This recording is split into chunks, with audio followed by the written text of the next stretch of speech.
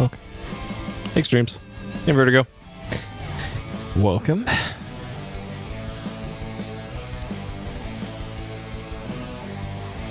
Okay.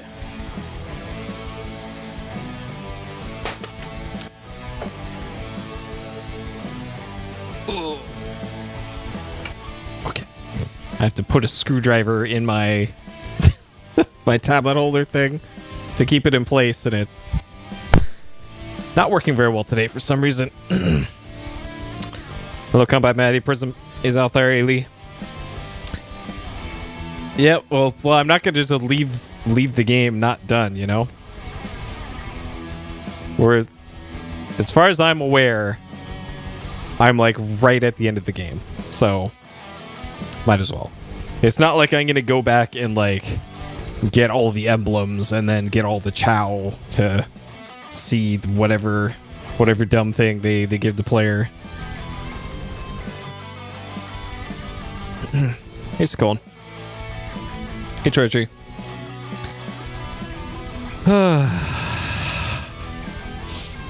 Okay. But yeah, just gotta get through the Sanic.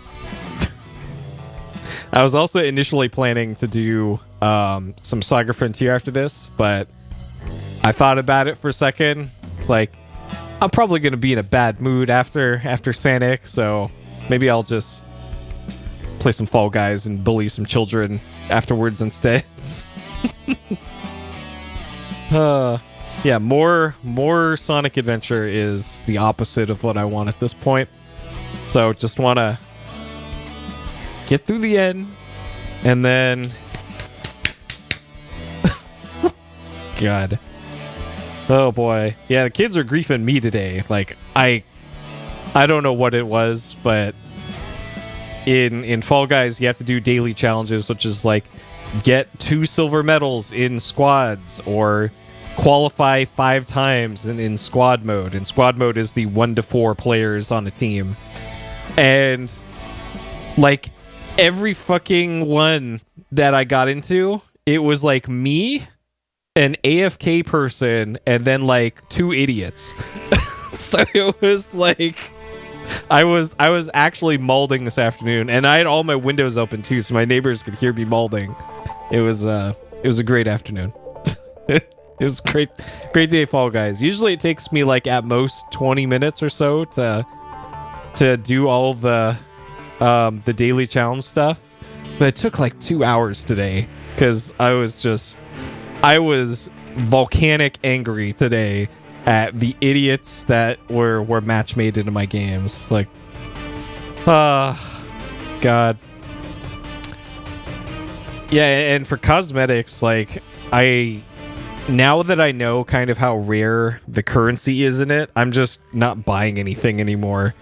And obviously I'm never going to spend money on the game. Like, as much as I love Fall Guys, I don't think they're ever going to get me to purchase Showbucks unless there's some like pay to win thing or pay to have minimum 18-year-olds on your team or something. Like, shit. That I would pay for. That I would absolutely pay for.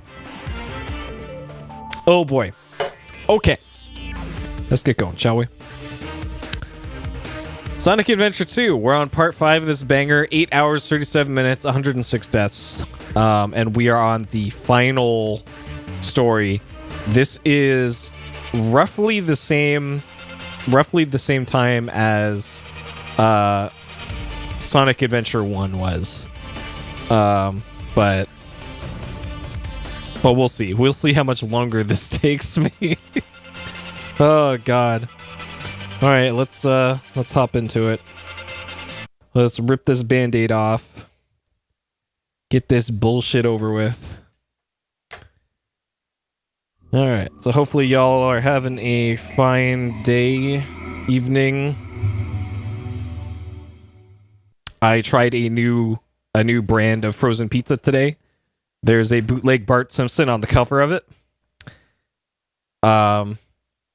And it was enormous as well. Like, it's the box is like half again as big as most typical frozen pizzas. but it was a little bit cheaper than your typical frozen pizza. So I was a little wary, but it turns out it's pretty good. So I think I found a solid frozen pizza. Okay.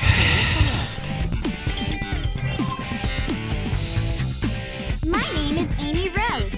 I'm cute and full of energy. Something horrible is happening. Professor Gerald activated this program. Yep, Wild Mikes. That's the one. Activating that program has caused the space colony to fall out of its orbit. Now it's on a crash course. It's not bad. Looks like Eggman has tricked Shadow. He's such an evil doctor. I want to yell at him, but first, we need to stop the space colony from falling. We decided to team up and go to the colony's core to stop the power of the Chaos Emerald. We don't have much time left. Hang on, everybody. Let's do it. Let's do it.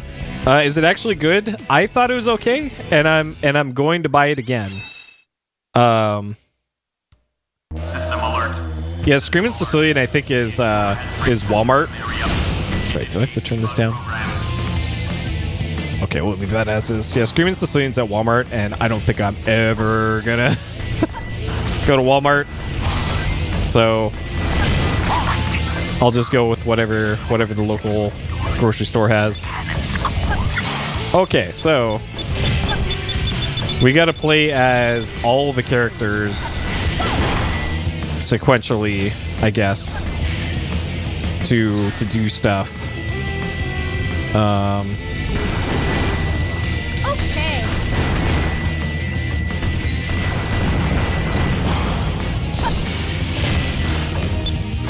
And I made it, so I had to redo a portion of the game earlier, because it turns out in the Knuckles segment, you need to get a... Are you fucking kidding me, dude? System alert. You had to get an item as Knuckles to give yourself unlimited breathing underwater, which you normally wouldn't get. And it was in this really, like, secluded area of one of the maps. And I had no idea it even was there, and no idea that it would be an issue in this. But it turns out, yes, all those things are true. Oh. Okay. I didn't even know that thing did that. So I had to exit out of this final area. I had to go get the Knuckles rebreather in order to breathe underwater, because the Knuckles part is an underwater part, because this game is great. Did all that, made it all the way up to the Sonic part. And then in the Sonic part, I essentially got soft locked and died on my last life. Because again, this game is great. I'm still not sure how the game wants you to fight these things. So that's pretty much what happened previously on Sonic Adventure 2. I had a bad time. There should be a security door somewhere in the room. Oh god, that's right.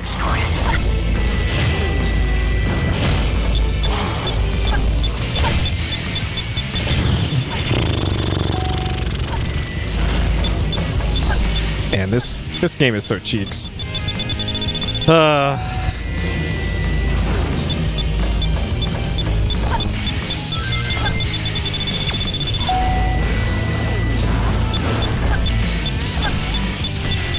Okay, gotta break this. There's robots.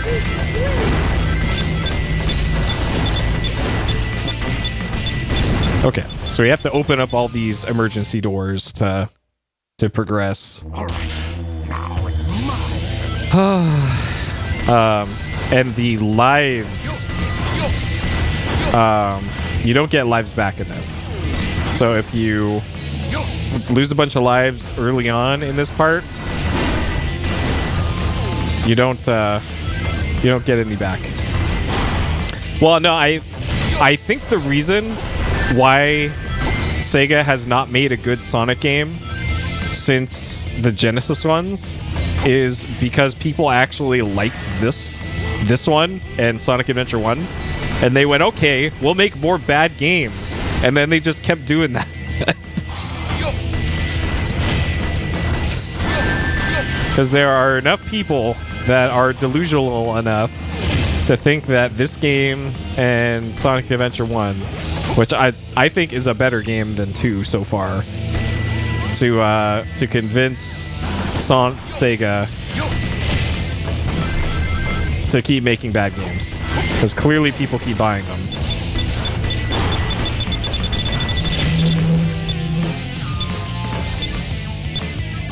Yeah, the first one was a bad game, don't get me wrong.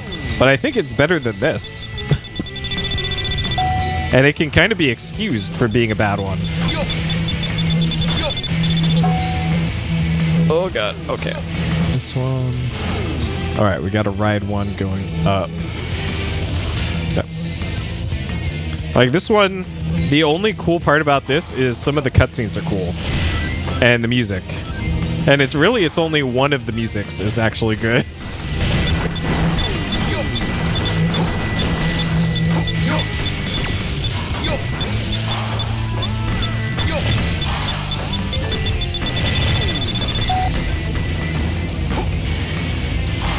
Oh god. Oh, that's right. Hey Zach. Yep.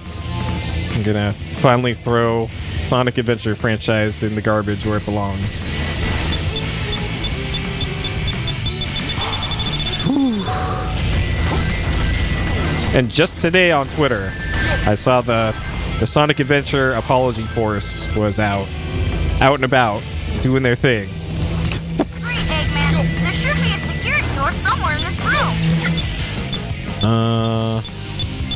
Okay, this is still fine. I can... Oh, God. Alright, well.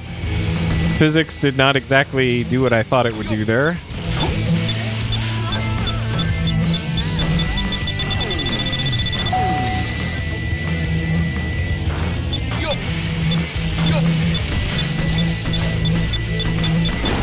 Alright. Yeah, the first level, great. And then... Man, a sharp dive downhill. There should be an emergency switch in the dome. Okay. Alright, Rouge the Bat. Oh, nice. Is that a, the kind that you build yourself, or is it pre-made? Because I've actually been thinking I want to... I used to, when I was like... God, maybe 8 to 10 years old, I used to put together, like, the Gunpla, I guess is what it's called nowadays. The plastic models. Oh, nice, it's a kit. I used to do those with like, Star Wars stuff. The biggest one I made was a Millennium Falcon that was, like, this big. And those are a lot of fun. Like, it's certainly a different vibe than like Lego and shit. It's probably cheaper than Lego at this point. Where am I? What can... Okay.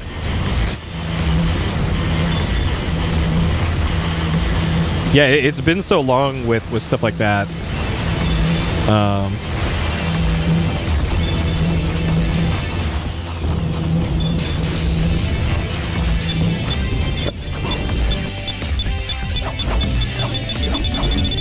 Yeah, the kind of stuff that I was making models for you didn't have to really paint. They came with like decals at most. Because like my dad and grandfather and all that used to make like balsa wood planes and all that with engines in them and shit. And that was a bit above my pay grade. Oh, nice. Do you have to put them together too, or are they minifigs? Because something like that, like 3D printing a kit like that, seems like a neat thing to me too. But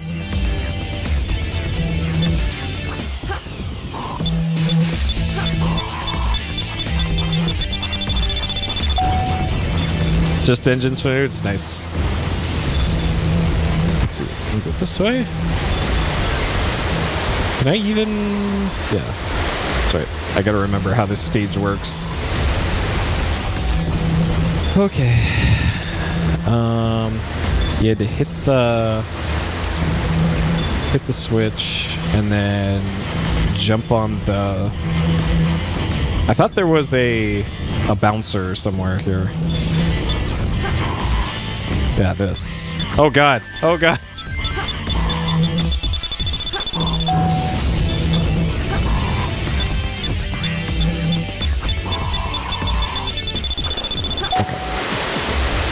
All right.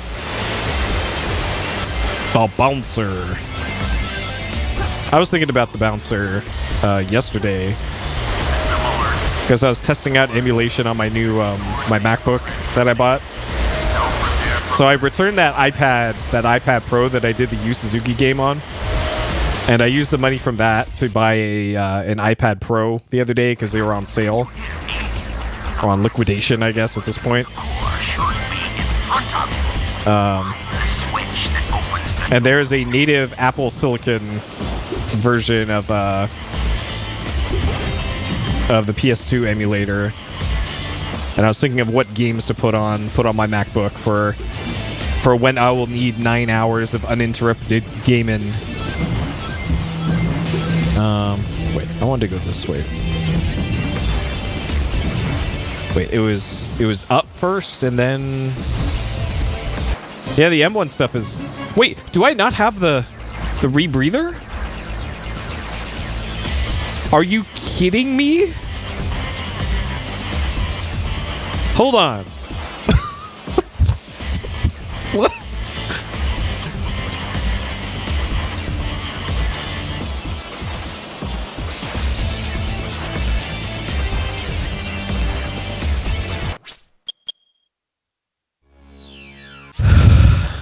Yeah, where the fuck did it go? Stage select. Yeah, and it didn't actually save. Okay, there's this one.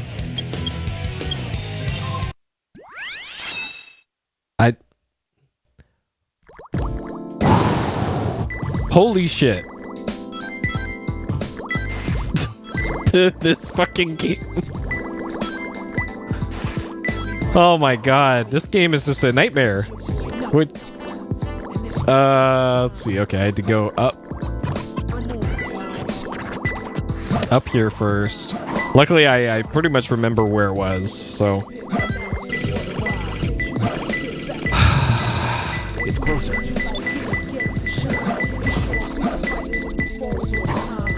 Okay. So it wasn't the one at the top. Or maybe it was?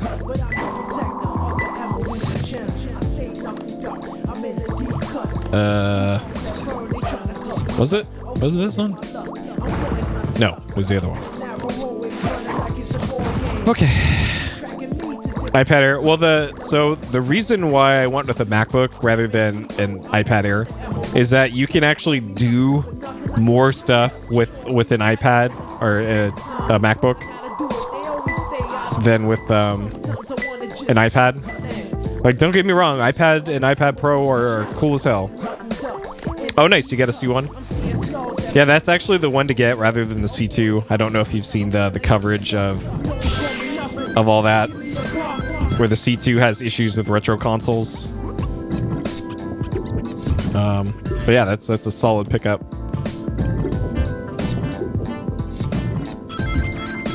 I was very close to getting a Samsung. Hey there, Gucci.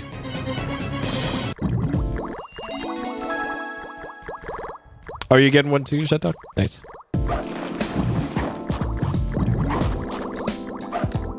Okay.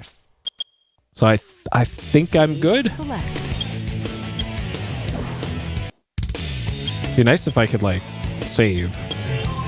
Options. File select. Okay, nope.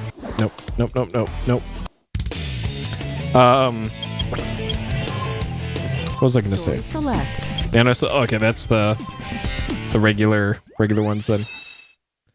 What was I gonna say? Oh, the Samsung S95B OLED.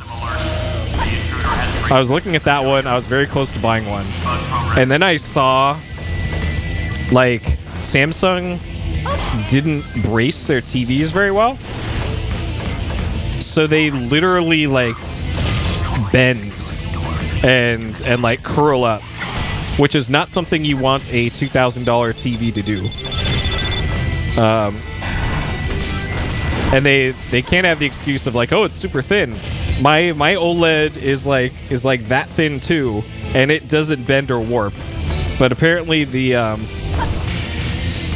Samsung model, like, even as great as the performance of that TV is, which it actually is great, I was noticing why there were so many returned models in the Bay Area for that TV. So I was like, something's up. Why are they already have a bunch of returns for those? The TV literally just came out.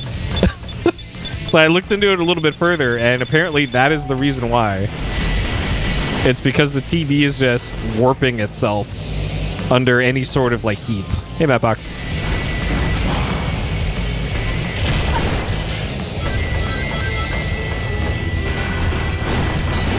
Yeah, I've had issues with Samsung in the past as well. It's really hit or miss, but when you make as many panels as they do, chances are there's going to be some lemons that get through. But I also feel like I've had more than my share of lemons with them.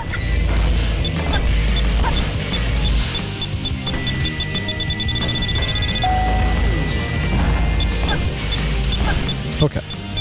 All right, wait for the robots. Okay.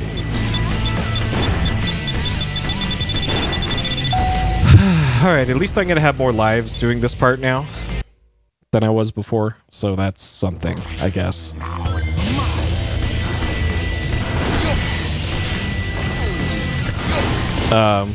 But yeah, I was like, I had it in my cart. That's how close I was to buying one of those things. And then then I thought about it a little bit, and I'm glad I did. And then I was looking at the new Sony version of that, but that's like $4,000 rather than the, I don't know, I think it was $1,700 that the stuff I was looking at was. So I don't think I'll ever want to spend more than $2,000 on a TV, regardless of how long I use it for. Like, I've had my current one for 4 years at this point, almost 4 years. And I do actually have burn-in on my OLED now. But it is very hard to see. And it is the shape of a crosshair right in the center of the panel. And you actually have to be on the lookout for it to see it. So I'm still not worried about it.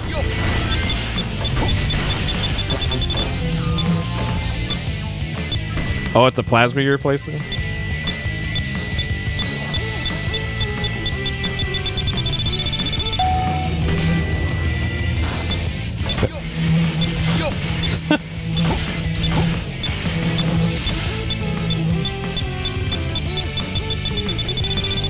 Yeah, plasma is apparently great for like 480 content. But I don't think I've even seen a plasma panel before.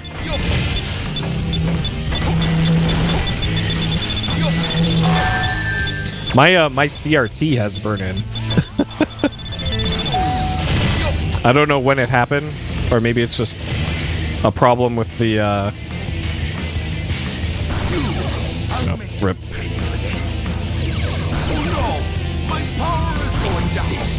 Wait, I wasn't dead until just now? Okay.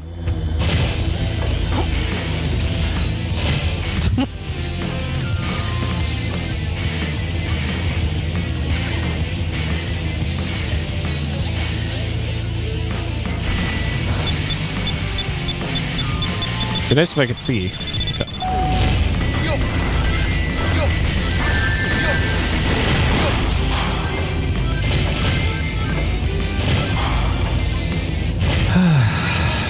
There should be a security door somewhere in this room. Okay.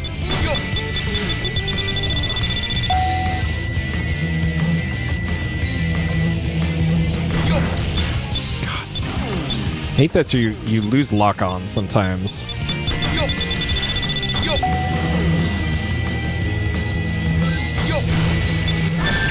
Great.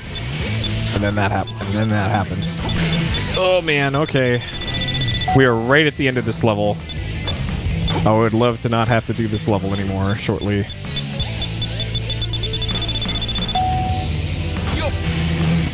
Okay.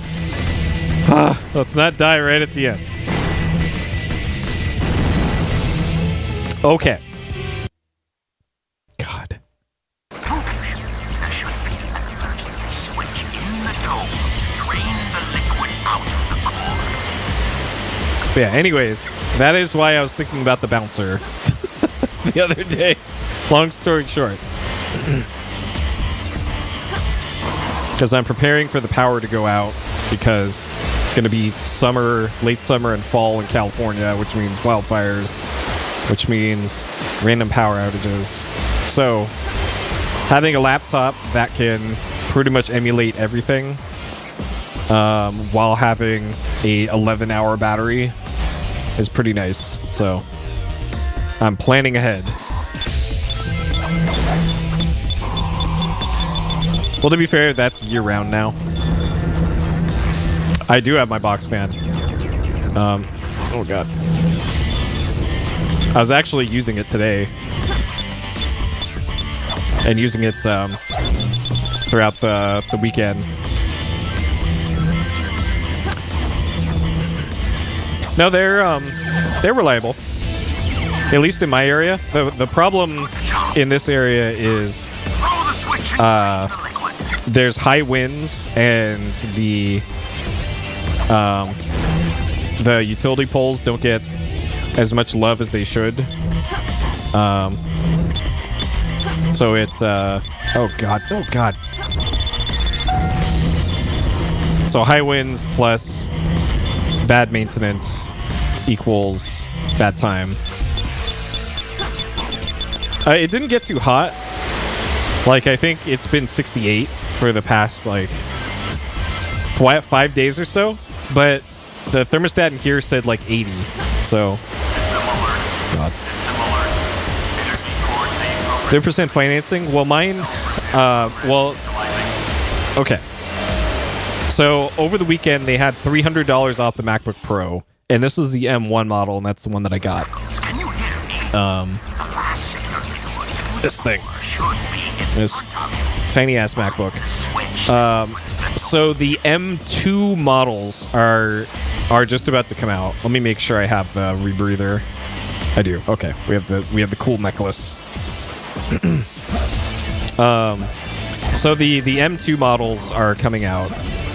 But the problem with the M2 models is they didn't change the cooling for those. And the M2 gets hot enough that it overwhelms the cooling on the new MacBook Pro that's just coming out like right now. So it actually, in a lot of occasions, performs worse than the 2020 M1 model, which is the one that I got.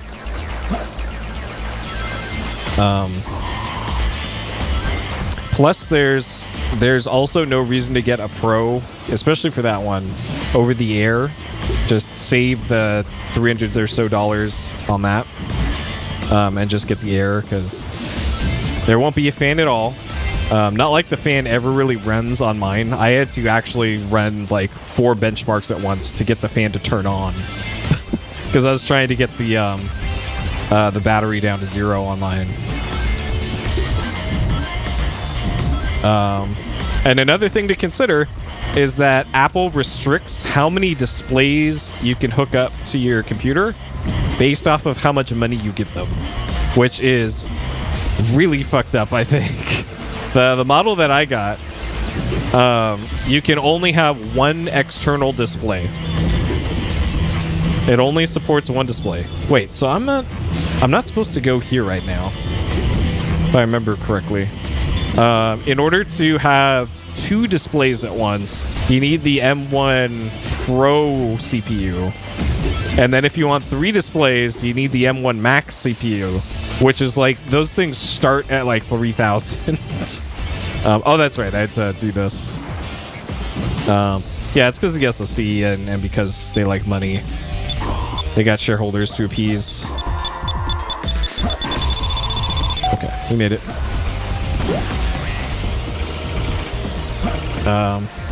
Yeah, their pricing is real weird, which is why I specifically wanted to get this one on discount.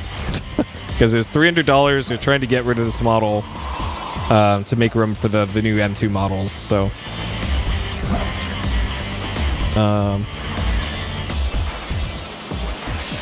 dock with dual monitors, you can. Like you just need an HDMI dongle. There's also wireless casting for a second display too. That actually works. I tried it with my TV. Even with high quality Ethernet though, on both the TV and the laptop, there was still hitches every few seconds, which is pretty annoying. Okay, so this one was the bottom of this.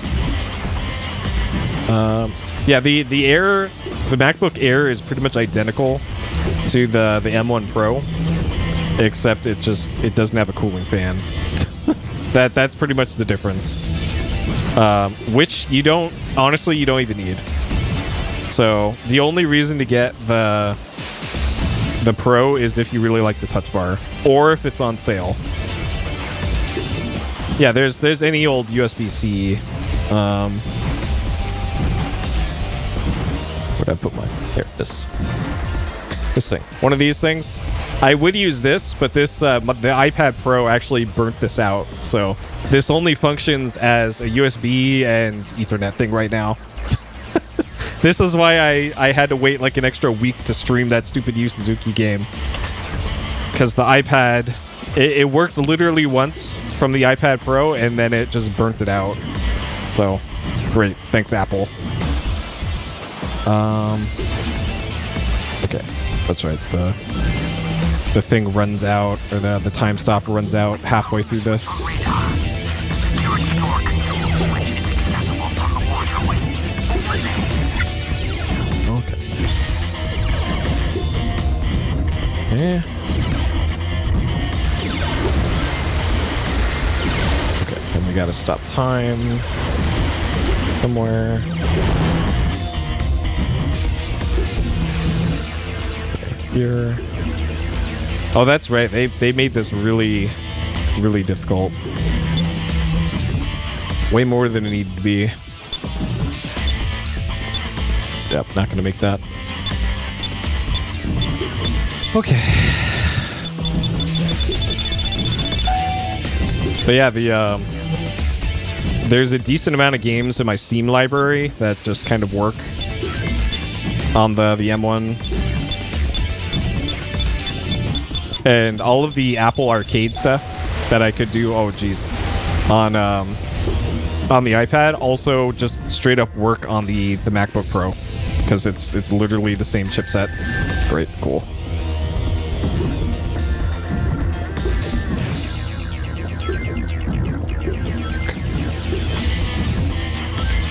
So I was thinking about it, and it's like, why would I spend the same amount of money for something that can't do cool general computer stuff when I could just get one of those?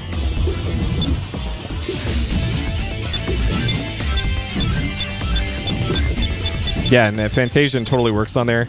I don't think I have anything outside of Apple Arcade that has M1 native support. Though that said, even if it doesn't support Metal 2 and Vulkan and all that, the compatibility mode works just fine. Like, I know that there's some emulators that don't have support for native Apple Silicon, and they run just fine, to be honest. But the usual caveats with Apple stuff applies. Like, you have much less control over your device than you would normally have. I don't think there's a way to put Linux on there right now, so you can't do that. I'm not sure if you can even put Windows on there either. So it would be only for Mac OS stuff, for better or for worse.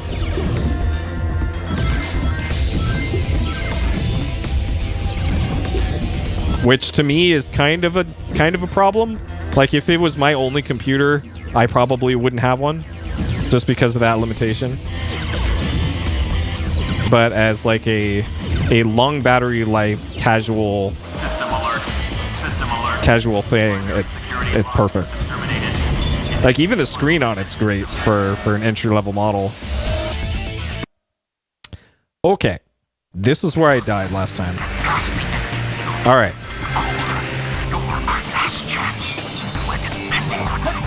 Are you?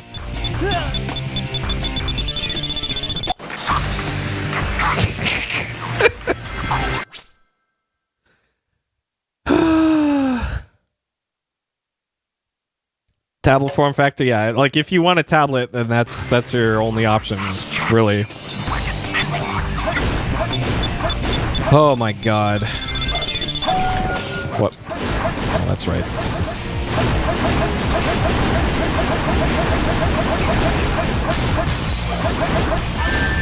Oh, cool. I didn't want those rings anyways.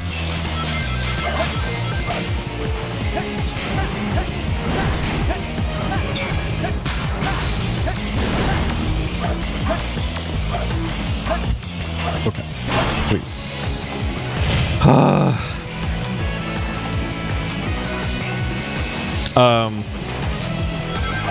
And let's see. Between iPad Air and Pro, I would not say the Pro is worth it unless you had to have pen support. Wait. Oh my god.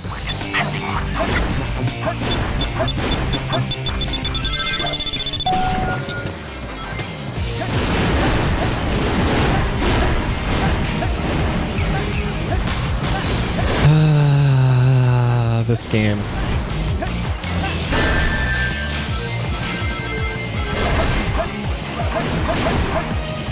Where am I? What? Hello? Okay. Alright, let's talk to Oma Chow first, I guess.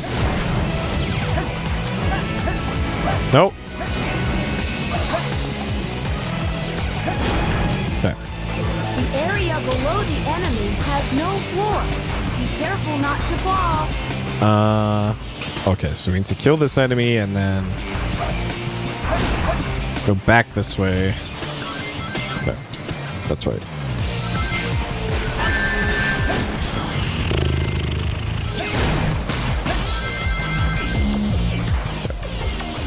So I think, what? Oh, that's right, there's lasers here.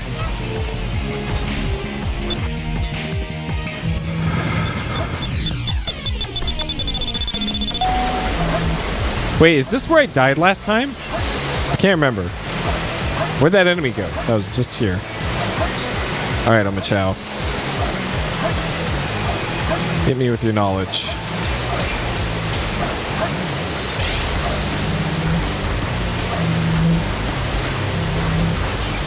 Okay, so I can definitely do this. And there's like...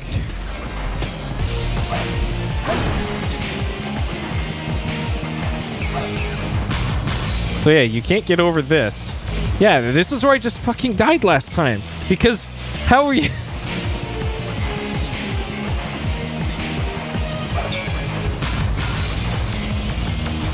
Like, is this seriously how they fucking designed this? Where if you don't...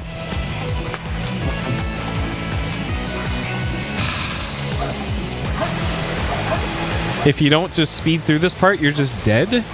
Unless I can fit through here somehow? Oh, there we go. There's one up there. Okay. There we go.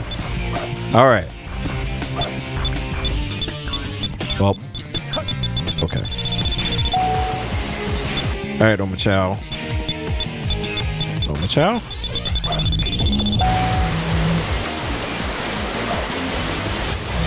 I gotta bring Oma Chow up here. Perhaps.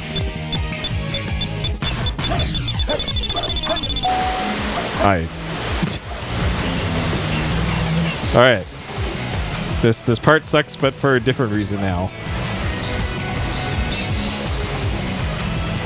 Because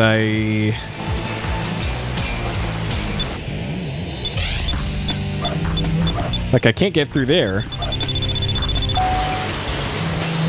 I gotta bring Omochao over here.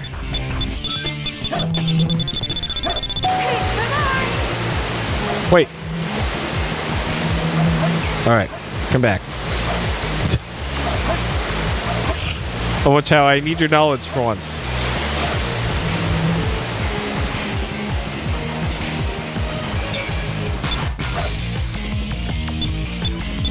Maybe. Oh, you gotta slide. Okay. You have to slide. Holy shit. Where am I supposed to go? Okay. I'm probably going up.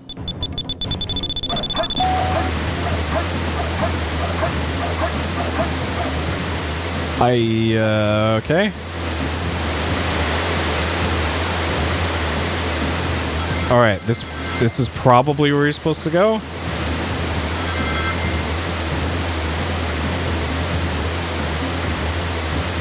I thought we were on a space station or something. This is an interesting thing to have in your space station. Okay, yes. Thank God. Holy crap.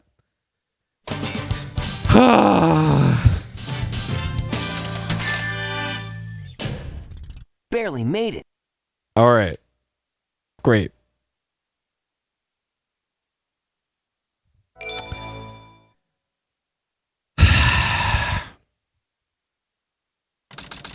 Ark, abandoned lab. I hate it when they leave me behind. Look, it's Shadow.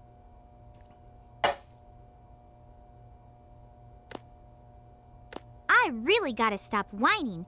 Everyone's trying their best to help out, and so must I.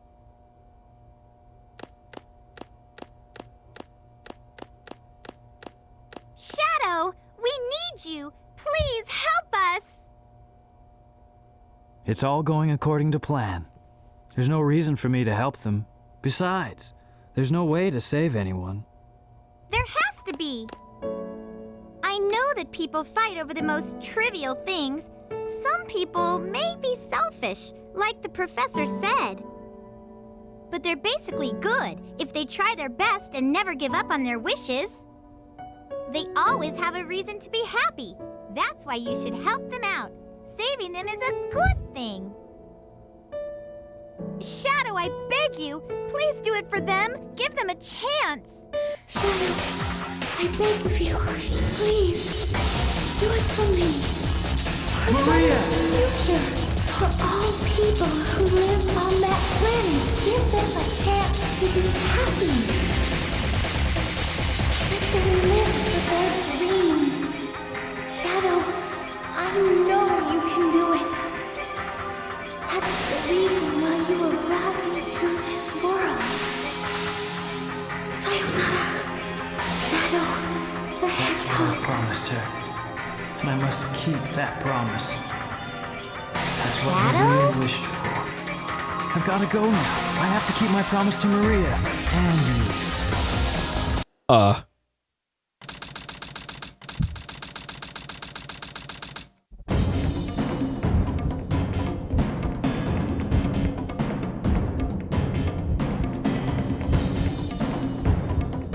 Oh, hey. What's that? That's the... It looks just like the shrine of the Master Emerald.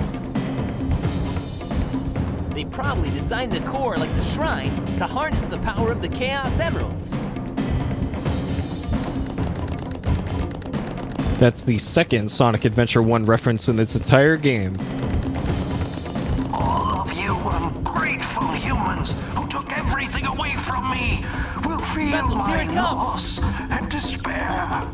Oh no, he's shooting JPEGs at us. Humans took everything away from me will feel my loss and despair.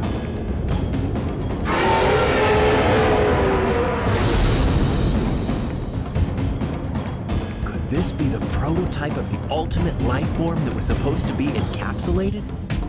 Leave this one to me. Shadow, what are you doing?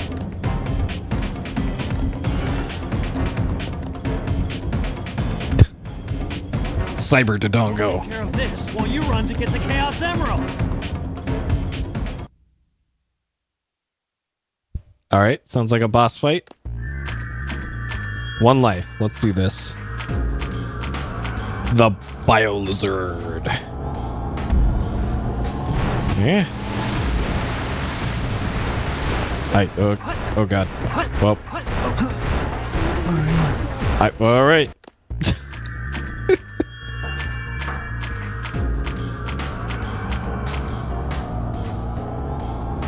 The surfaces are designed to absorb attacks. It's invincible. As long as he's equipped with that red life support system, he's invincible. So, am I supposed to jump in its mouth? Then, oh, we grind up its. All right.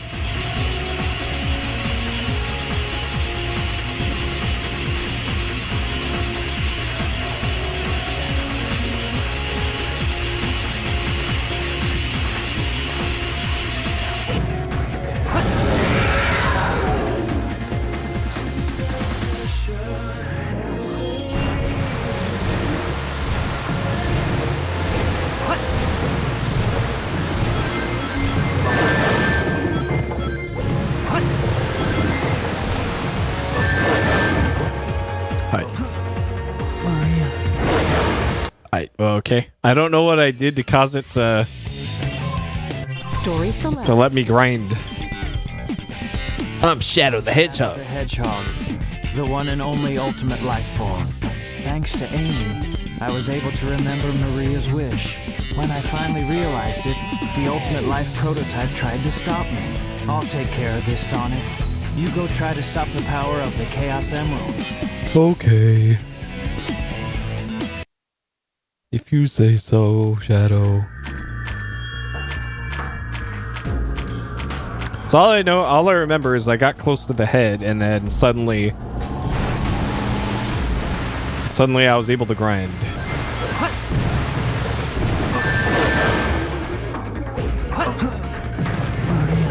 Right, okay. Great.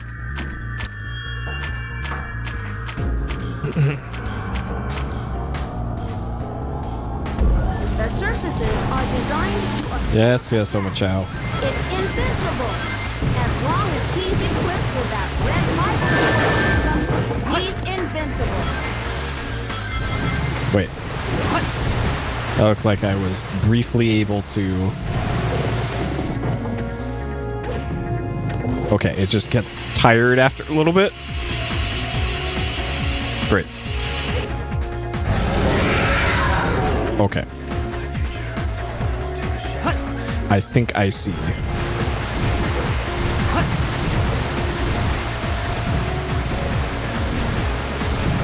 That's true. The big boy. Alright, keep on spinning. Oh, no!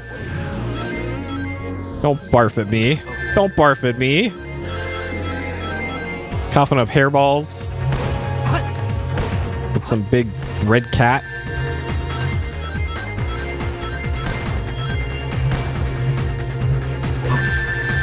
Sure.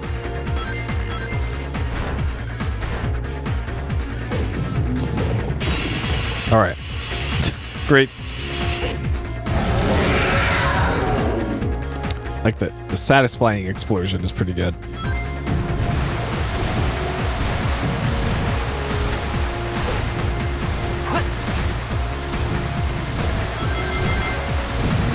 Alright, so we have to avoid the hairballs.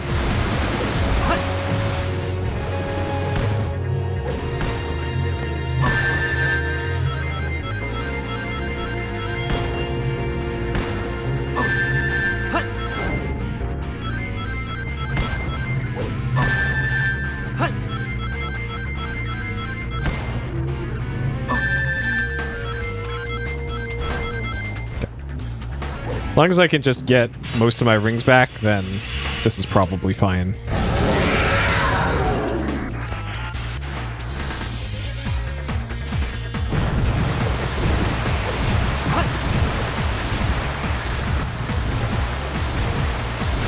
Probably have to do the double tap air dash thing to not get hit.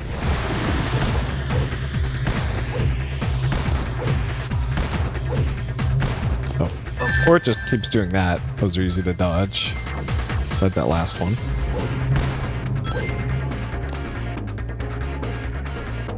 Alright, what is this?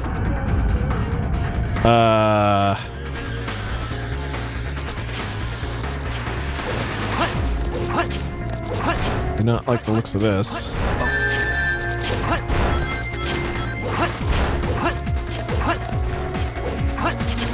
Oh, supposed to use these to get up to the top, I guess.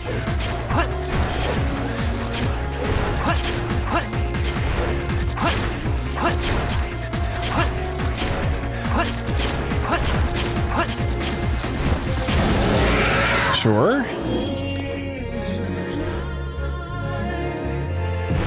Oh god.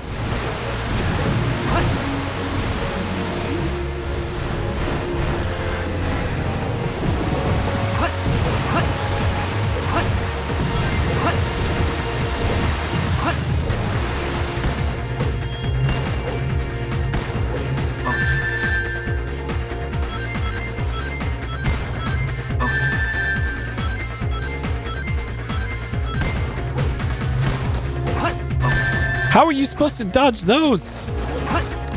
Holy shit.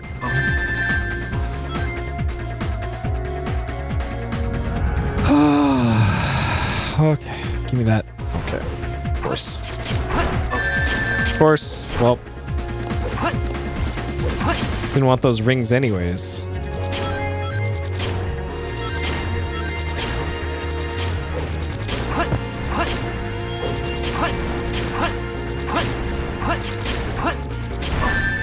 Are you kidding me? Alright, we have one ring to do the last phase. Easy, no problem. Alright, well, this works too, I guess. Is this fucking bullet hell? Oh, man. Alright, just get in there. Get in there. Okay. Clutch. Get out, you ugly prototype!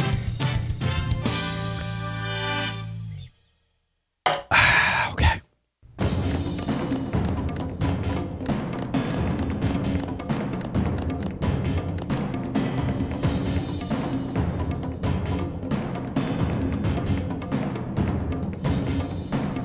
The servers are the 7 Chaos. Chaos is power. Power is enriched by the heart. The controller is the one that unifies the chaos. Only you can do this. Stop the Chaos Emeralds!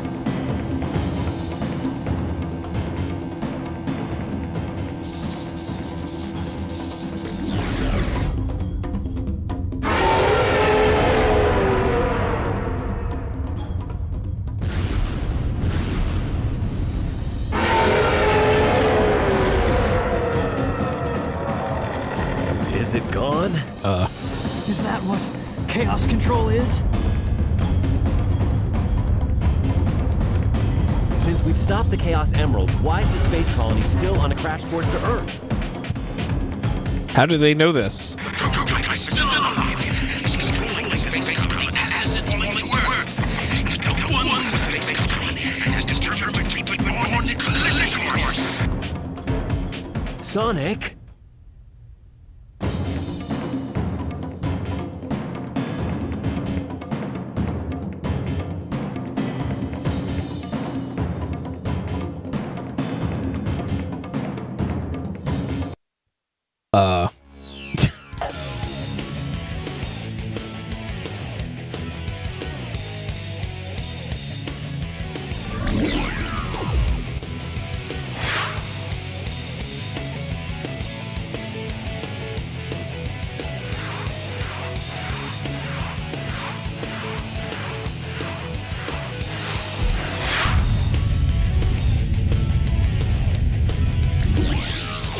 Oh man, double Super Sonics.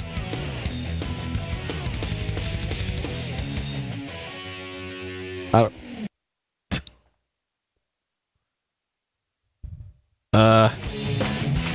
We have 60 rings. The final hazard.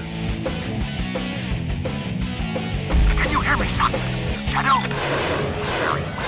Okay, so we can go up and down. Aim for the red swelling area to check. You are out fast.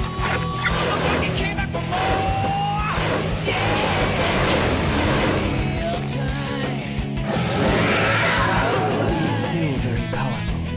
What kind of monster is this? How are you doing, Sonic?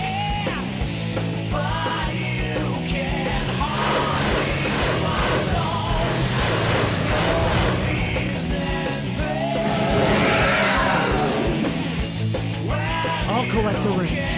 Now it's up to you, Sonic. Shadow, you need rest. Let me give it a try. Sonic, we're in danger. The colony will enter the atmosphere in about 4 minutes. Yeah, take that, you creep. Shadow, are you okay? Here I come, you creep! Where are these getting these rings from?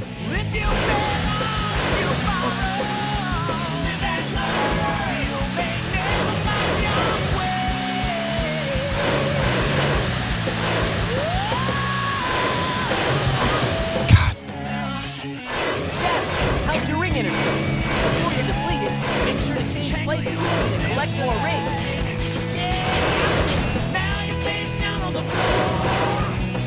I don't know how I change places. Okay.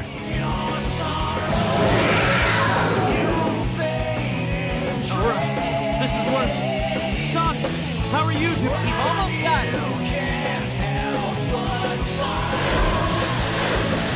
Can you hear Sonic, Shadow? Everyone here is rooting for you. Good luck and give them trouble. Yeah, take that, you creep. Shadow, are you okay? Here I come, you creep!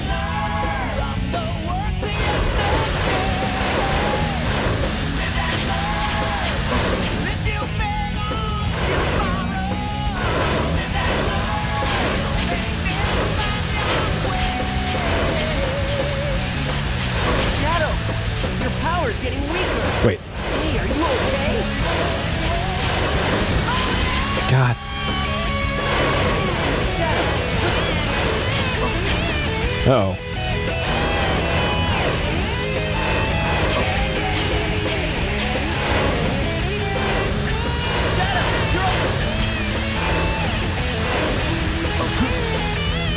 Fuck. All right. Well, we get to hear it again now. This is the finale song from the 30th anniversary concert they did. You need rings to stay supercharged. Before your rings are depleted, And according to the YouTube plays, it's the most replayed part of the concert. Shadow, let me collect rings. Keep him busy for a while. Sonic, leave it to me. I'll destroy it. Where did you get all that power? Chaos Emeralds? Shadow, are you okay? Well, you're gonna run out of Now it's up to you. rings though. Well before you run out the timer, you know? Give it a try. Unless it just auto switches.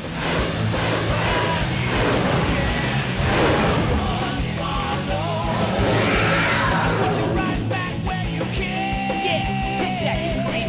Shadow, are you okay? Can both of you hear me? Atmosphere entry in about 4 minutes. Hurry!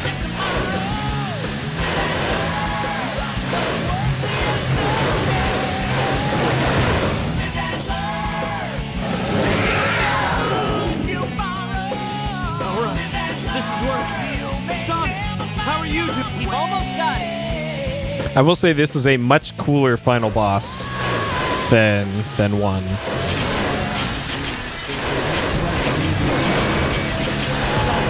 Aim for it. Alright, if you get directly below it, you can just go straight up to it. Yeah, take that, you creep. Shadow, are you okay? Here I come, you creep!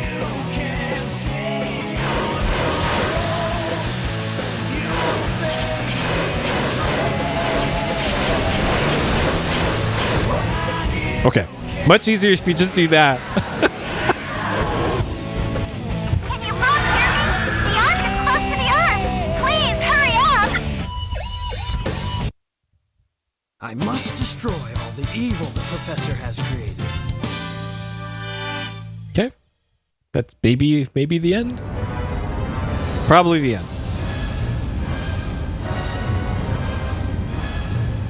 Alright. This is a cool ending. This game had a great start. No way that's getting through. And cool end from the final boss onwards. You Maria, give them a chance to be happy.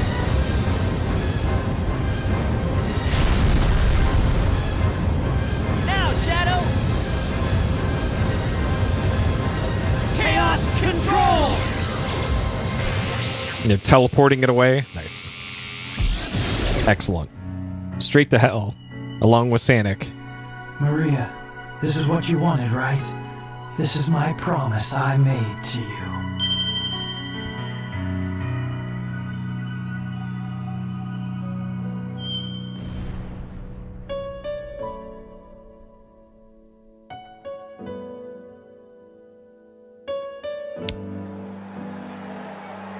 All right. Didn't they blow up the moon?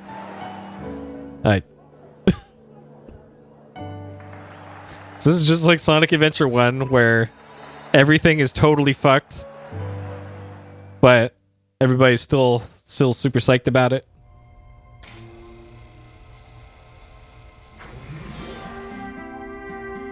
Where is Shadow?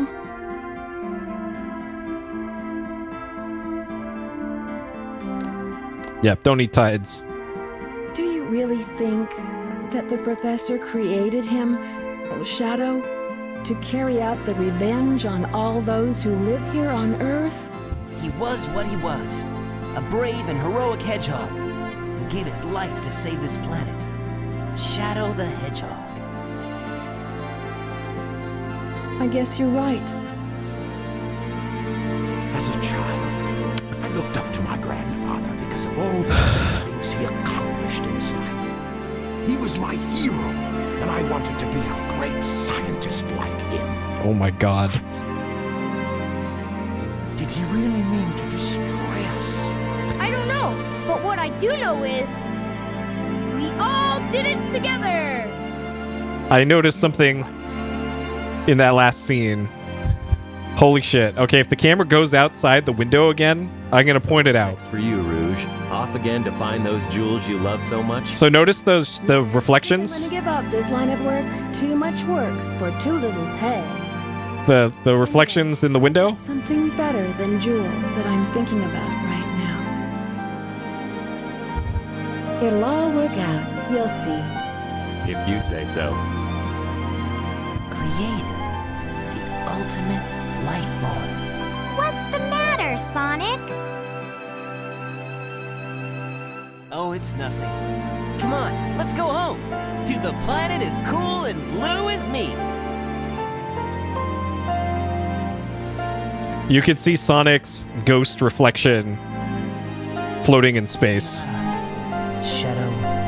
Sayonara. Sayonara, Shadow the Hedgehog. Oh my god.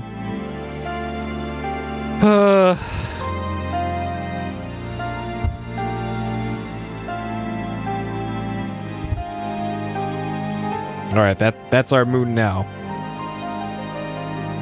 We had the moon at home. The moon. We get to hear the cool rock song again, at least? Yeah, we do.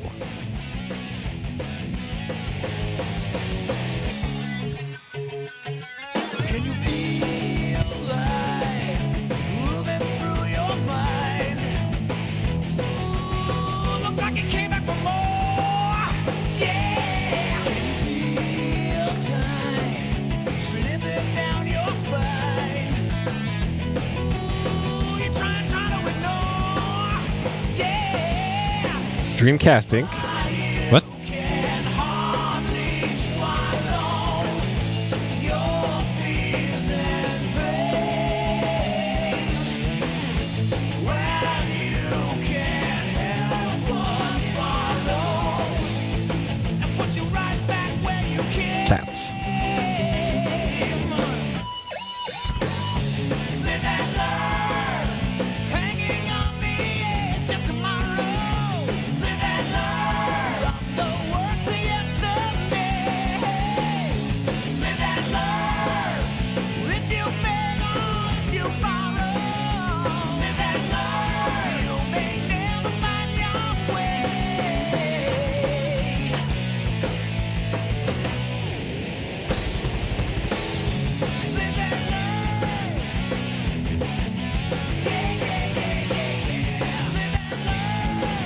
Yep, shout out. So, 10th anniversary Sanic. The 30th anniversary was a year ago. Or 2 years ago? 1 or 2 years ago.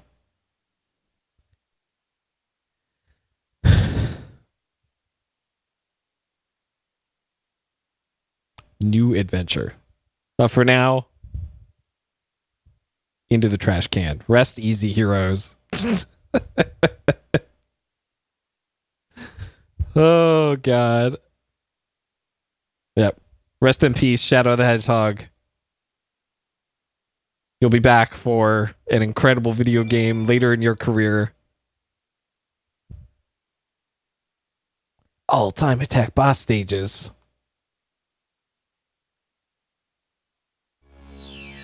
Alright. No Big the Cat mode. Alright. I gotta see what this kart race is. Uh-huh.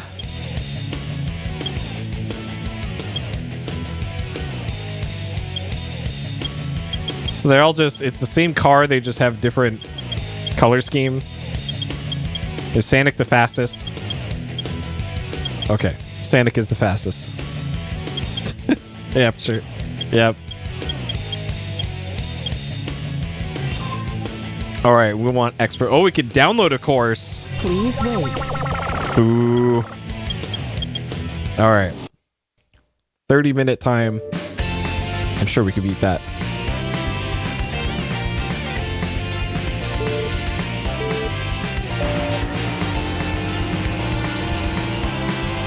Alright, this is practically a slot car game, it looks like.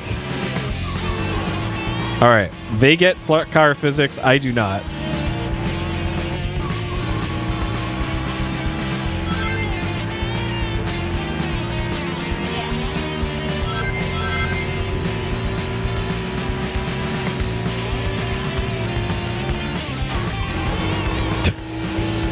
Yep, this controls about as well as the story mode stage does with Tails and Rouge.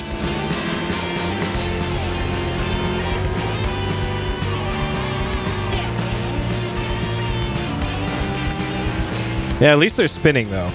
I'll give them credit for that. They've done the bare minimum for this to be a racing game.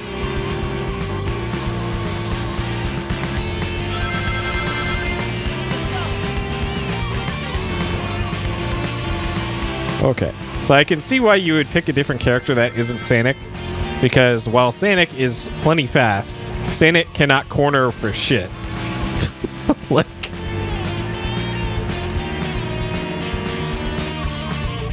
this is like driving a Dodge.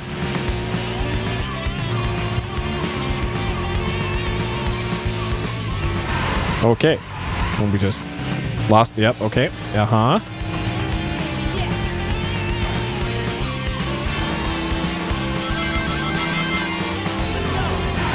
Yep, cool. All right. I think we're still going to beat that 30-minute first place time, though.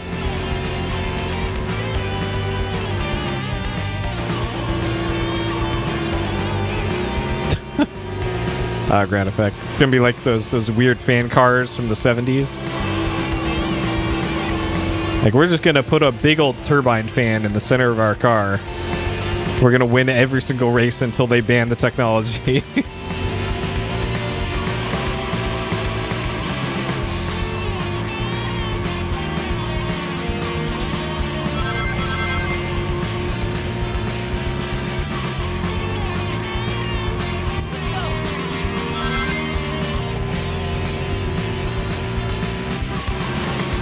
Alright.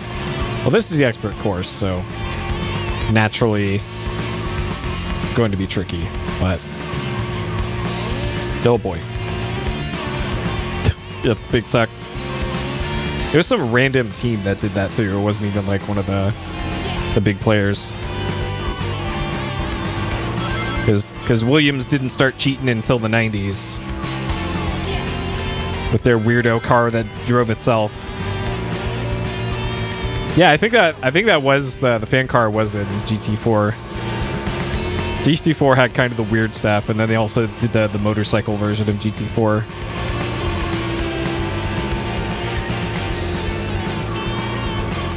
Which up until very recently was like the only serious motorcycle game on any platform. And now there's the Ride series.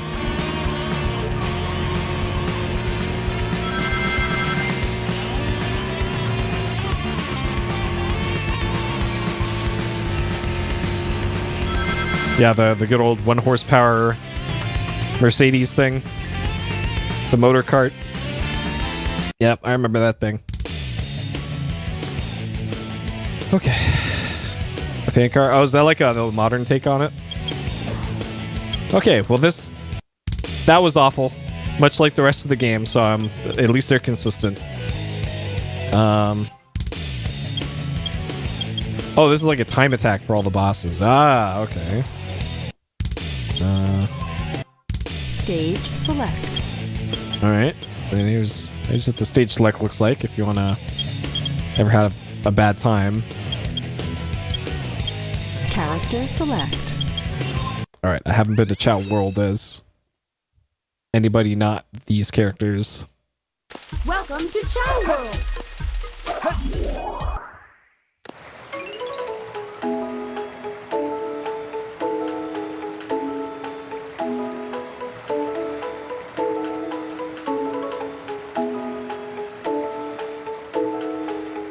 Not as good as the Sonic Adventure 1 theme, but also not bad.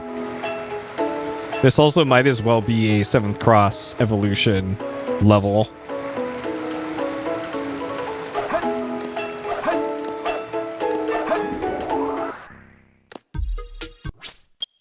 Okay. Alright, and I want to see the Stage select. coolest cutscene Story select. Scene select. in this game again. Alright. This is probably one of the best cutscenes in video games. 2, heading due south over the city. We're en route. Everything's a go. This is Control Tower. We have you on radar. Report cargo status of captured Hedgehog aboard. Over. That's a 10-4. Cargo secured on board and... What? Didn't The copy that. Hedgehog is Over. gone. He's taken out everyone aboard and... What's wrong? What in the Come world? in. Over. Freeze! What do you think you're doing? Get that Hedgehog! Talk about low-budget flights, no food or movies. I'm out of here. I like running better.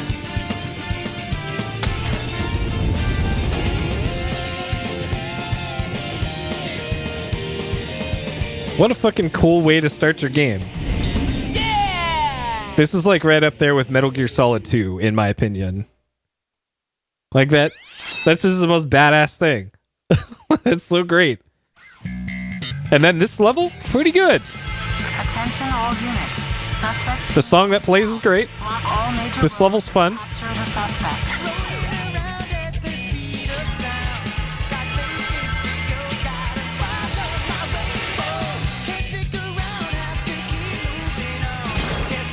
And then it's too bad that the game just completely goes to shit right after this.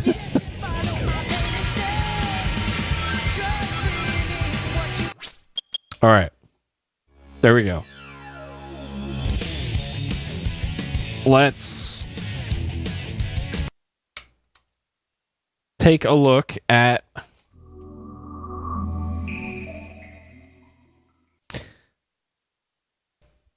no, it was the boss fight with the walker is I guess technically the next level. And then yeah, it's Knuckles, which it's fine. And then Tails. Brrr. Boo.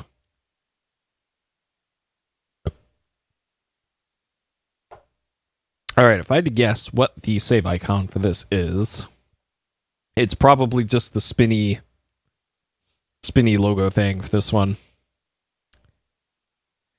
I really wish GD Emu did not take actually forever to boot.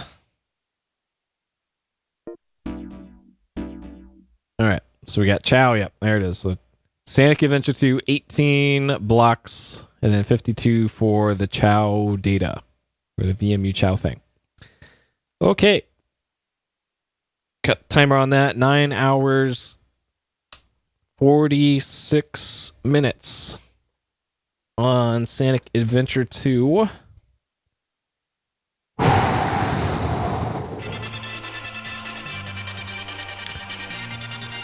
Woo-wee. Oh, that isn't even the full thing? Damn. All right. Okay. Sonic Adventure 2. Completed. Yes. Cheated? No, but with the asterisk of I did not know about the rebreather for Knuckles.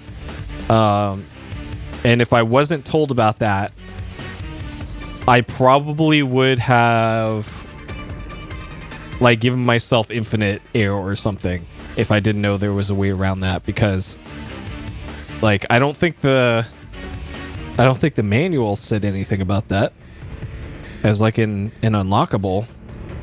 There's Shadow, Tails, Knuckles, swim. You cannot breathe underwater. You can swim underwater. Don't forget to come up to the surface as you can't breathe underwater. Yeah, and then like, what the fuck are you supposed to do about that? Like,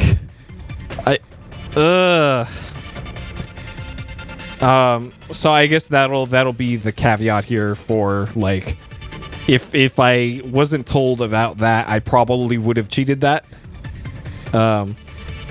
And it's great that I had to do that twice, because it didn't save the last time I did that. Ah, God. All right, things I liked. A few of the music tracks were great. Like, I would say on average, the music for Sonic Adventure 2 is better than Sonic Adventure 1 by far. And I would say probably like above average for games in general for the soundtrack. Let's see. Really solid opening sequence and first level. Really cool final boss fight sequence. Let's see. The Knuckles and Rouge levels I found fun, because I had to look for it, because that's what a lot of those levels were.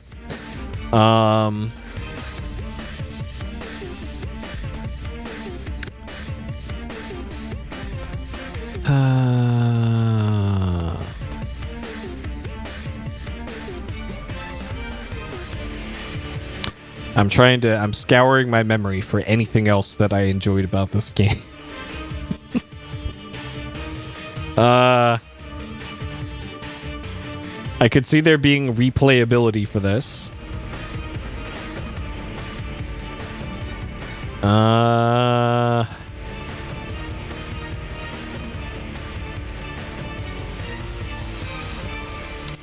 Okay.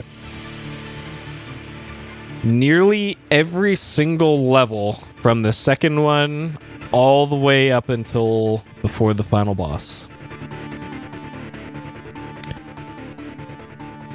Oh man. Somehow the controls felt worse than the first game. So you think they would have like figured out how to do the camera properly in this, how to get physics working properly in this, because that's probably my two largest complaints about this, as well as like what it feels like to me inconsistent like lock-on distance. Like sometimes I'll be this far away from an enemy, do a lock-on attack, and it will just completely miss. And then sometimes I'll be like this far away from an enemy, and it will home in on them and do the lock-on attack just fine. And up until the end of the game, I could not figure out why it was doing that. The inconsistencies with the light speed dash thing, where you're running up at X amount of speed. I'm not sure what speed the game wants you to do this at, and then you hit the X or the B button, and then you zoom along the line of rings, which you pretty much had to use in that boss fight between Sonic and Shadow, which I'm just gonna... The boss fight between Sonic and Shadow. Just... That could have been such a cool fucking fight of these two very fast characters, and it was just... It was like pulling teeth. I think like a solid half of these deaths were from doing that fight as Sonic and doing that fight as Shadow. They make you do it twice, and that made it even worse. That part was awful.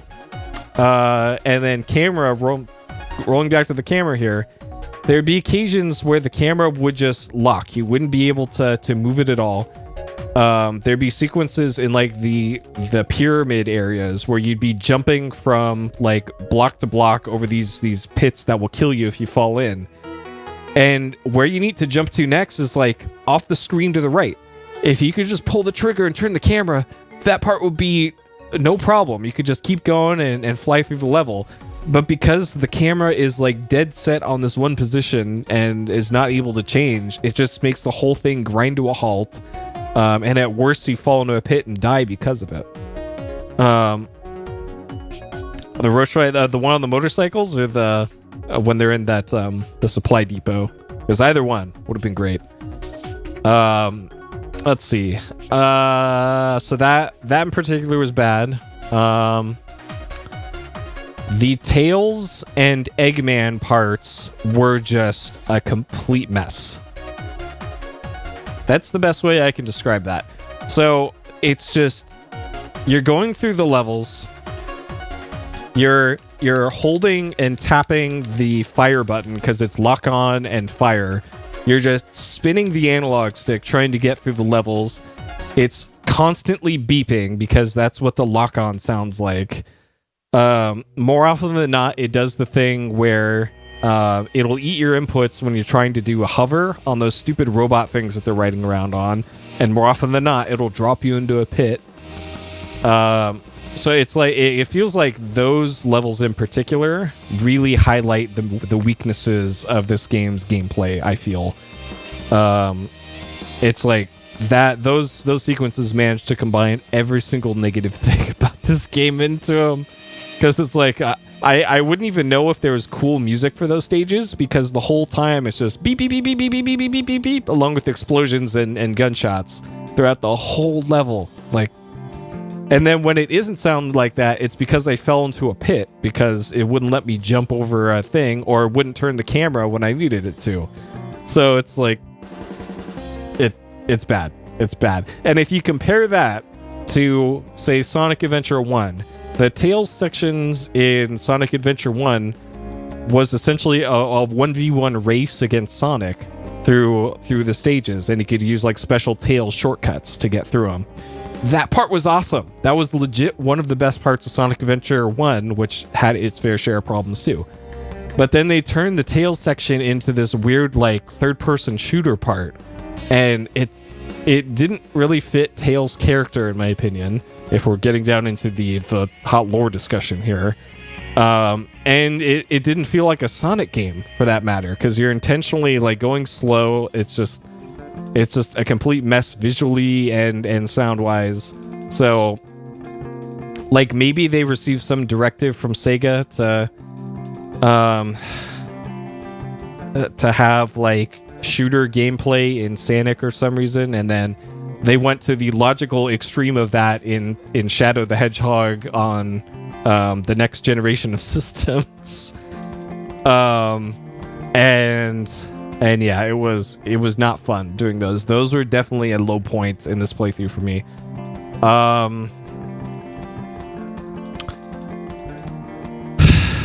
What else?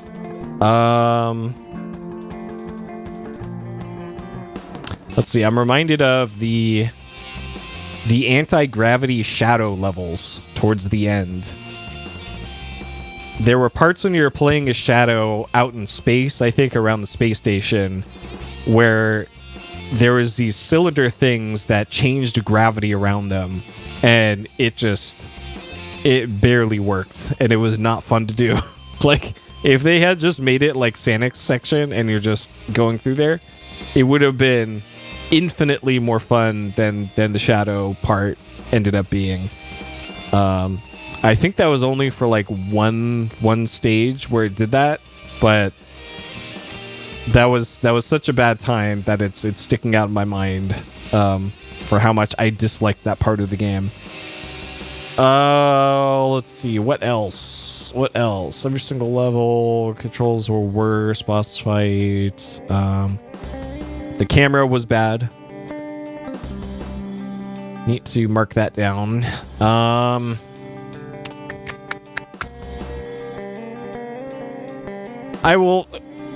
Okay. Some of the cutscenes were cheesy. But that's not necessarily a bad thing, but some of them were to the game's detriment. Like, I appreciate some cheesy cutscenes. Like, I love Overblood. This has both the good and the bad of that.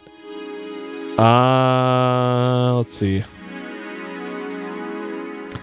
ESO localized. Oh, interesting. Huh. Okay.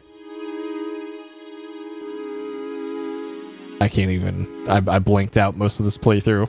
So, sure. D&B? Yes, actually. And Ayla Maus?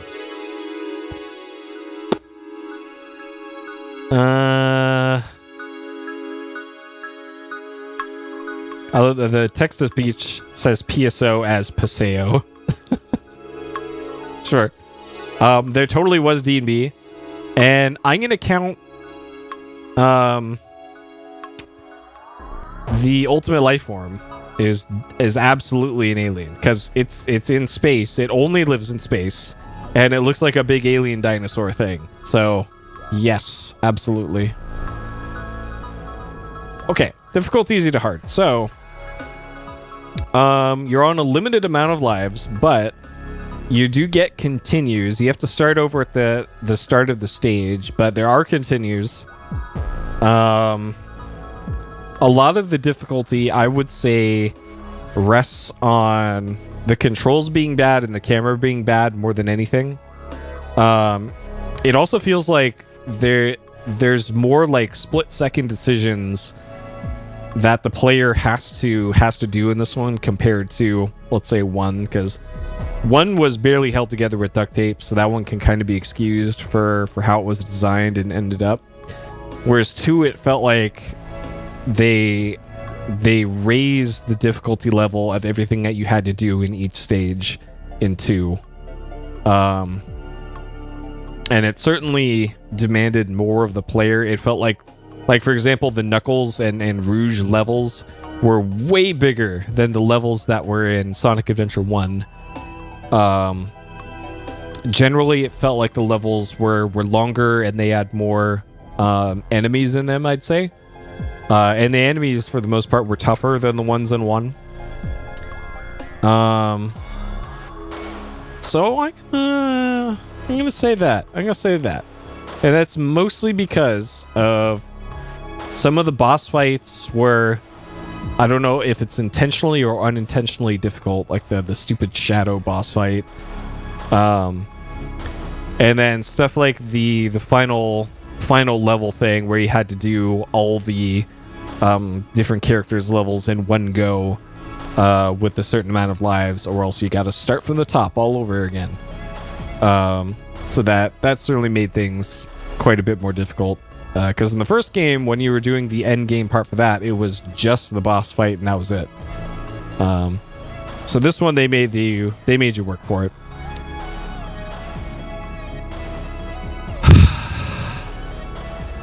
Okay. So I was thinking about this afternoon, and I'm not sure. Well, I kind of know, but I don't like that they called this Sonic Adventure 2, because Sonic Adventure 1, it generally felt like you were in an adventure. You had a hub world. You could go around and talk to... I didn't put anything in the dank meme section, so you can throw them out there and I'll put them in there.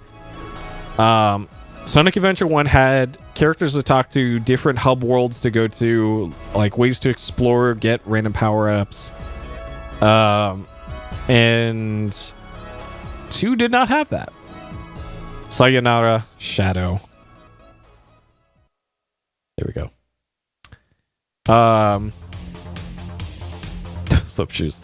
And 2 just kind of ditched the hub world.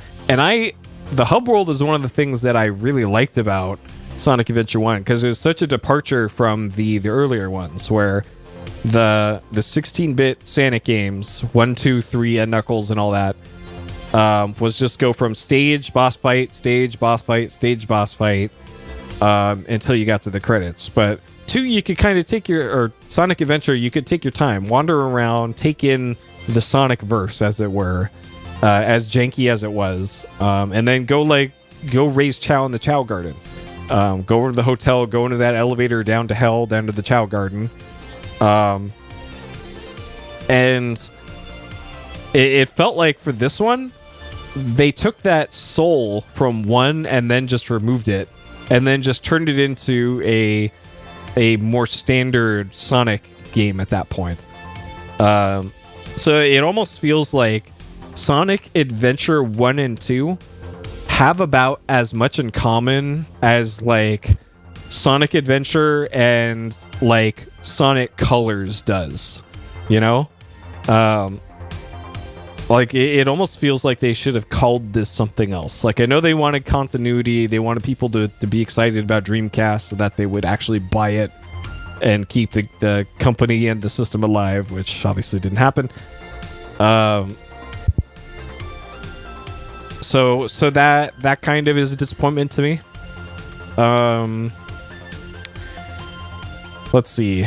And then the actual parts where you're playing the action stages, directly comparing the action stages between 1 and 2.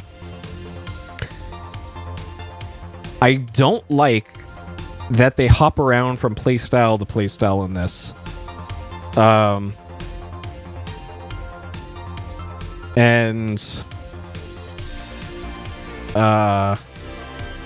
You know, the PS3, well, the PS3 emulator is actually really good now. So just use RPC PSX3 or whatever and play it on there. Let's see. I guarantee you it'll be a better time than playing it on an actual PS3. So yeah, the actual action stages, I prefer how they did it in Sonic Adventure 1 because you had continuity on those. 2 just felt disjointed. I know it told a more complete story because of the way that they did the storytelling in this. But that said, man, those cutscenes were like... you get the typewriter text of like space station 6:30 p.m. time to explosion 10 minutes, and then immediate cut into some nonsense dialogue, and then like a millisecond after the dialogue is over, it immediately cuts away to a loading screen. There's no transitions at all in this game. Everything is just super abrupt with how all the cutscenes and storytelling works, which also completely different from Sonic Adventure 1. Sonic Adventure 1 certainly had its own problems in terms of the cutscenes and animations, which I will give them a lot of credit.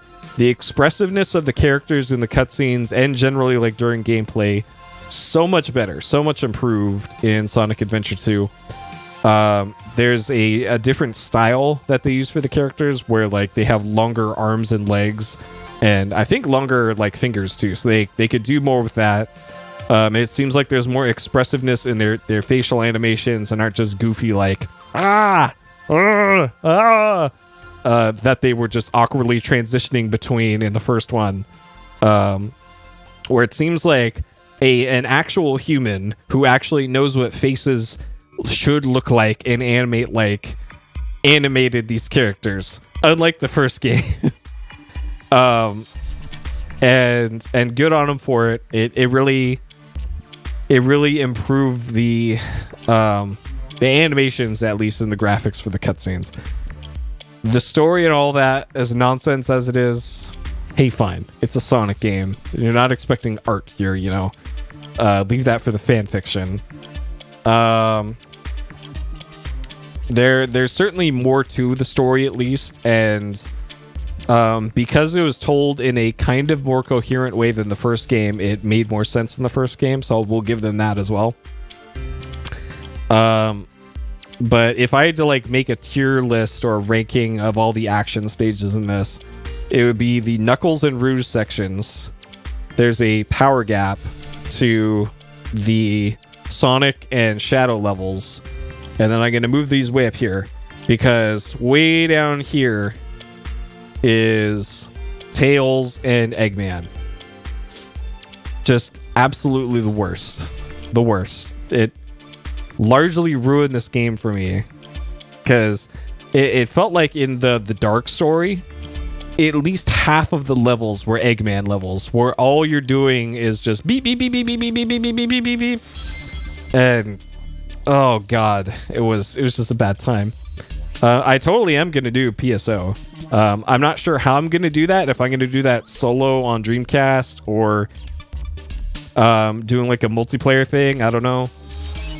It'd probably be kind of difficult to arrange some sort of multiplayer thing, but that is totally on the table.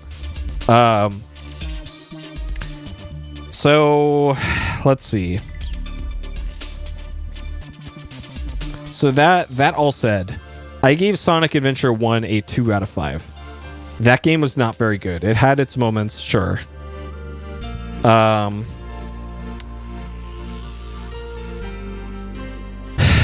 honestly, this game is better in a lot of ways, but at the same time, they also managed to make parts of this game worse than the first one.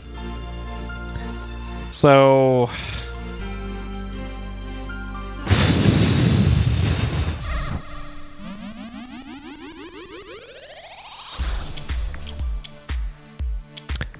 Sonic Adventure 1 and 2.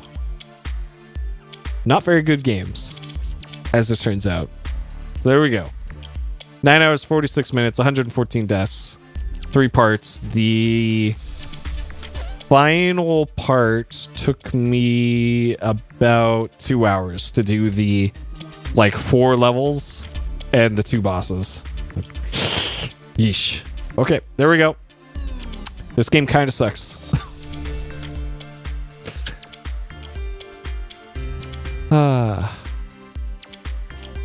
Okay. All right.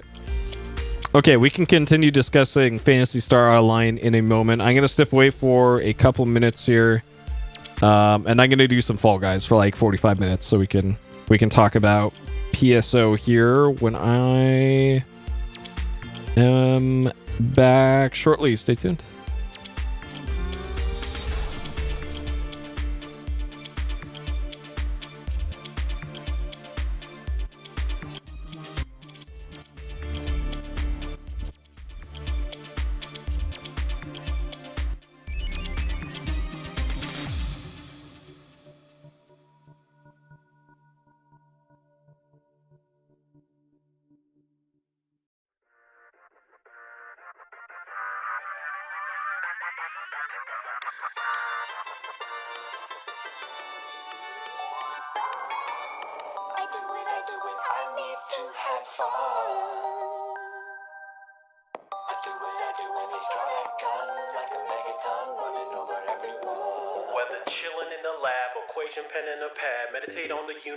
Down to an atomic mass. To diss me would be crass. Opposition comes in last. Yeah, we straight from the sewer, but y'all ninjas just trash. You gotta be out your mind trying to mess with the team.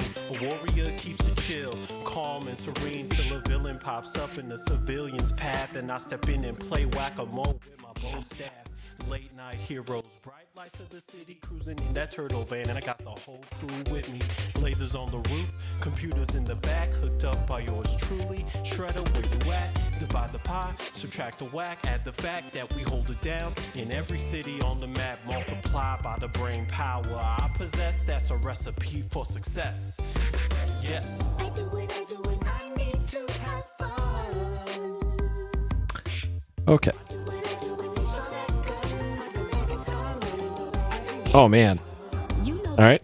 It's a remix of one of the better TMNT songs. Oh, I gotta add an audio source here. Hold on. Group. Desktop audio. There we go. Okay.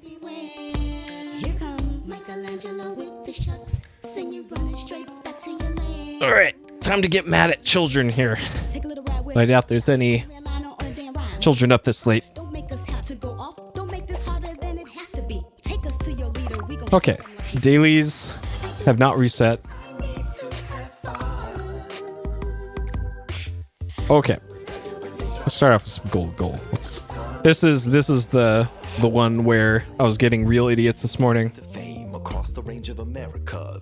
Okay, so Phantasy Star Online. We got the original Dreamcast release, which going to be difficult to do any sort of multiplayer with that. There's the GameCube re-release. There's the PC version. Or I think there's multiple PC versions, I want to say.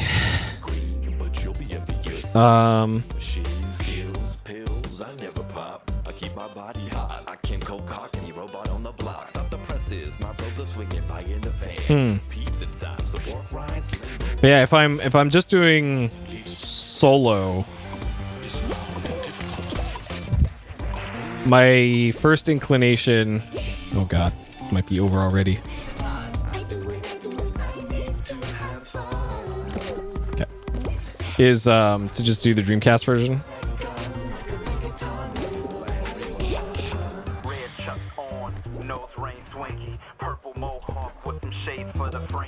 Oh, GC version's best. Okay. Does it have any like? Oh shit.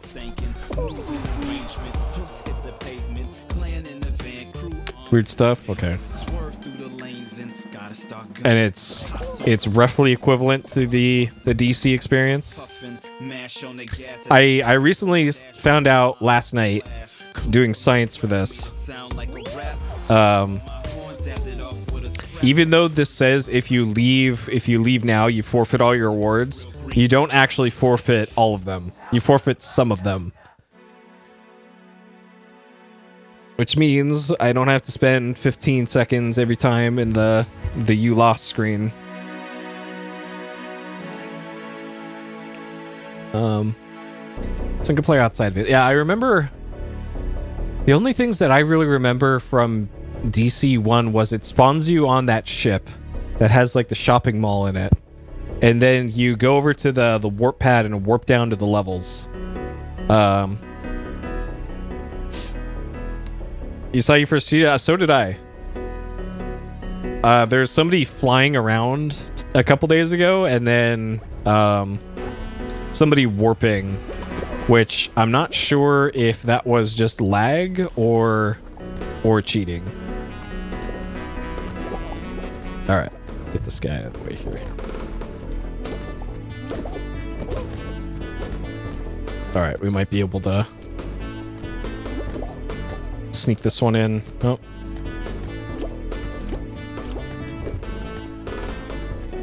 Is that the card game for Blue Burst? Or is that episode 3?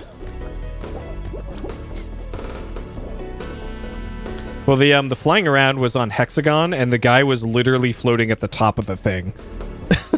So I don't know what that guy would have been doing other than cheating.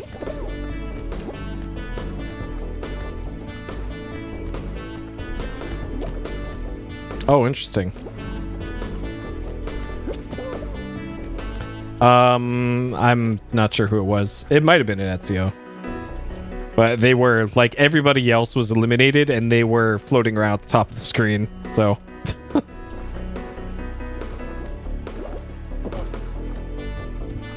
Alright, we got an intense match of fall ball here. Alright, come on. Usually this is over in, like, 10 seconds. Alright, come on, team. Alright, good. Finally. Whew.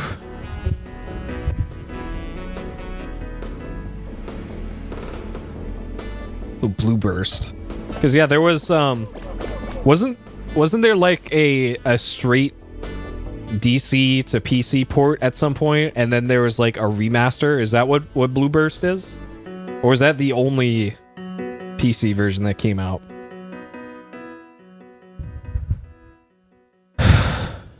Trying to remember here. And then like PSO 2 came out at some point 10 years ago.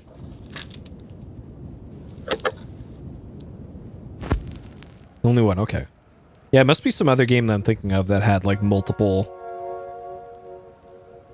releases.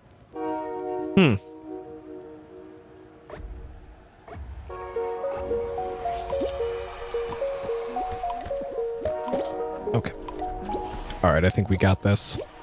We got him on the back foot here.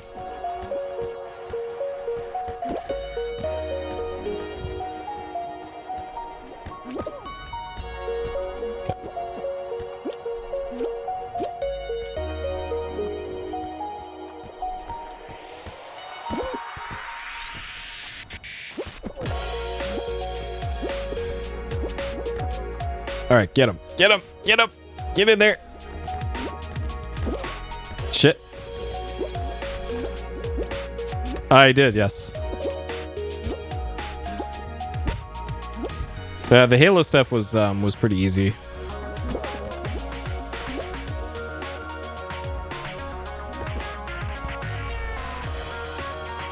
Episode 4. Huh. Is that one the card game or is that 3? Okay. All right, let's end this. End this team. Yeah, getting the RNG for the map is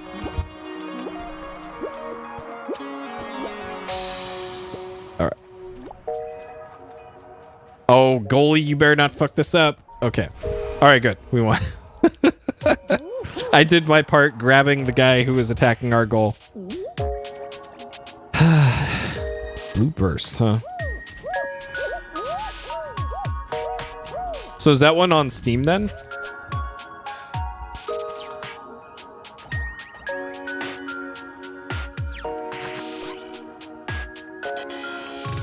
All right. So for progression, I'm at level 69 on the battle pass here.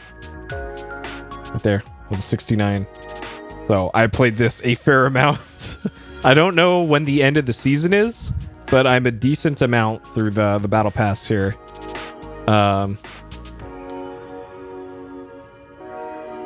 And I have 41 crowns. Ideally, I want to unlock this crocodile costume at some point, because I'm certainly not paying for anything here. Like, sure, let's get this sombrero and pom-poms outfit for 1,000 Showbucks, which I think is $8. Yeah, $8. So that's how much just a basic costume is in this game. $8 for a costume. Like, maybe if there's something really, really cool, like if they put Peepo from Overblood in this, then yeah, sure. Take my $8, Fall Guys. But for the most part, nah.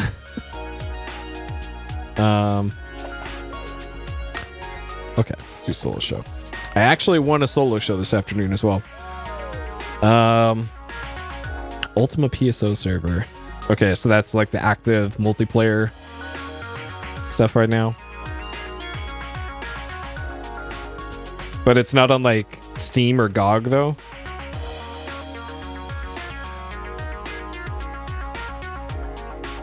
On GameCube. Let me whip out the MacBook here. So that website just straight up has the download for Blueburst. Oh yeah, it's on My Abandonware. Yeah, you can just download the game. Okay. Yeah, as long as Sega doesn't give a shit, then who cares, right? Because they're obviously not gonna... They want people playing PSO2. It's like Final Fantasy 11 and Final Fantasy 14. The people who want 11 are gonna keep playing 11.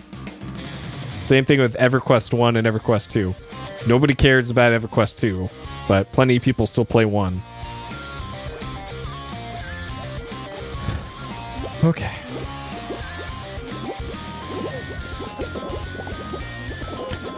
So going down slopes in this, you wanna jump when going down slopes. And do not jump going up slopes.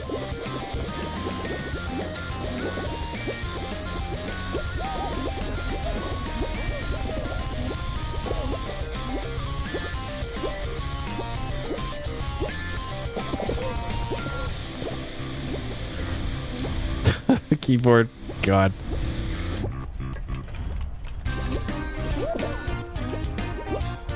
I considered buying that keyboard controller years ago, but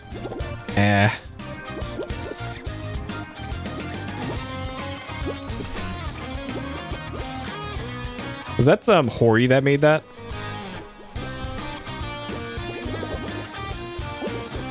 Okay, not gonna troll anyone here. I could have grabbed people as they're jumping off to get them. Yeah, that thing was great. I have... What's I do?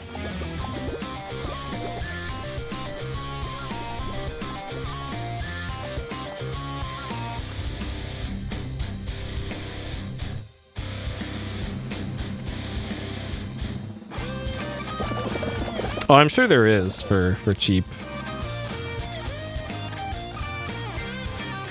Why is this not bringing up the keyboard?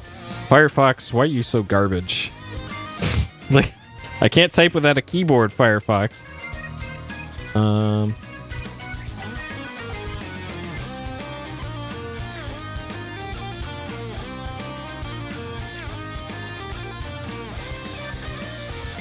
that was by ASCII, not Hori.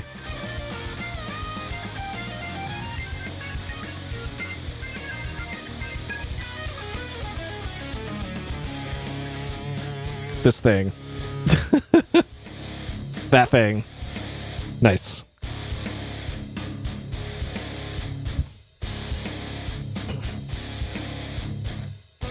Suppose you could just make your own as well. I wonder if Zoggins might have one of those. Sanic characters. But what about...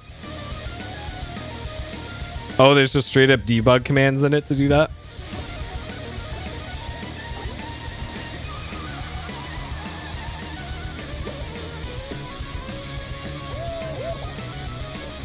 Okay.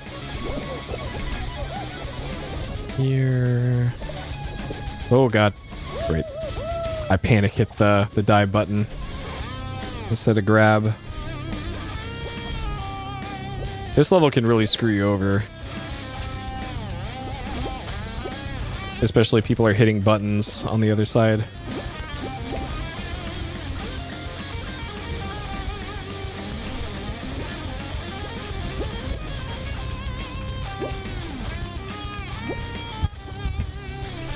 I might not even qualify here.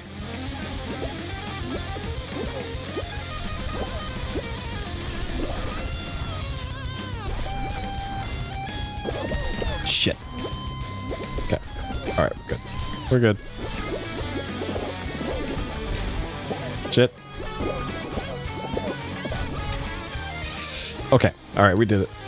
That was a little touch and go there. That's your party view. Nice.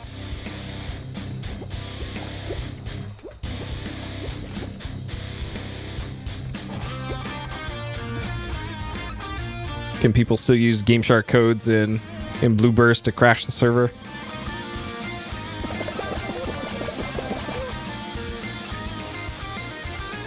I might be able, if Blueburst is open source or whatever that Ultima server is, I could probably just spin up an instance of that on one of my servers that I'm paying for, and we can have our own private PSO server.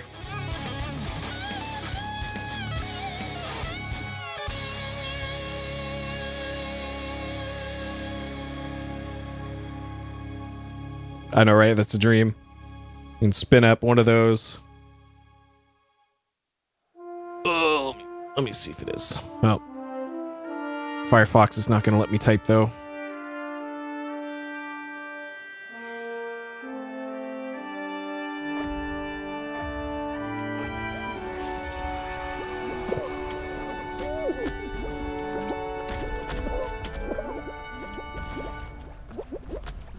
Alright, swag strats.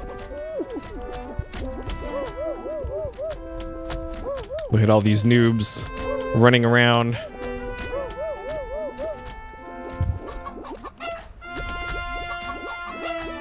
Okay, we have to become the noob now. But first, we gotta grab this guy. Oh no! Oh no! Oh no! Alright, that didn't happen. You didn't see that.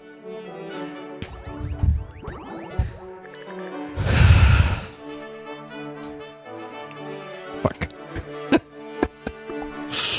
It's a private server. Do they have,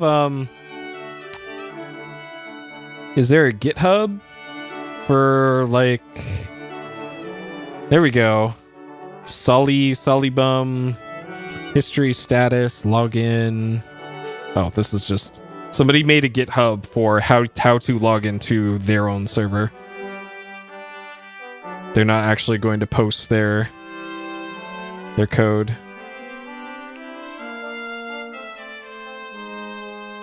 Okay, it looks like running our own private PSO server is probably out the window. Because I don't see any place that lets you spin up your own. Which I would prefer, like, spinning up my own rather than connecting to somebody's bootleg one themselves. Because God knows what else it's doing in the background.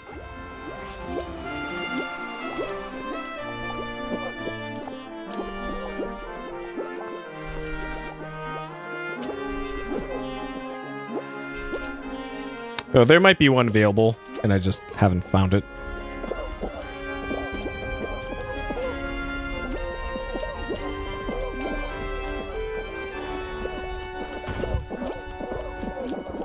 There's also Phantasy Star Universe on Xbox 360. Okay, well, if you can find it, feel free to post a link to it. Okay, we made it. That one can be tricky sometimes.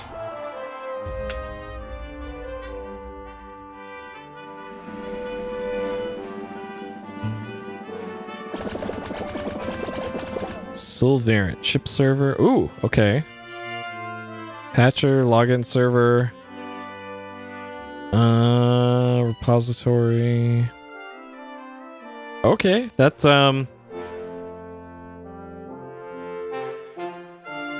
ship server. Autogen documents. Yeah, huh? I don't know. I'd have to... There isn't like an easy, like, here's how you compile it, here's how you run it type deal. It looks like they put the code up there but didn't document it very well. Which, if they're not intending people to spin it up themselves, then that's generally how that works. So, I don't know. I still have doubts.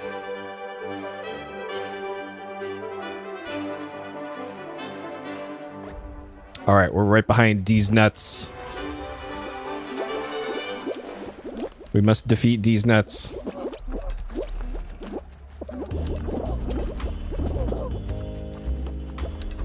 Yeah, like if there's a Docker image for something like that, then that obviously that would be the easiest, right?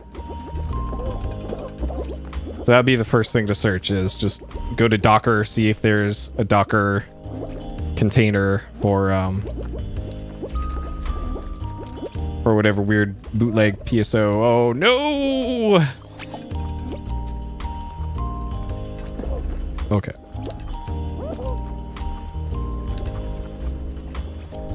Alright, we're going this way. This one is probably one of my least favorites.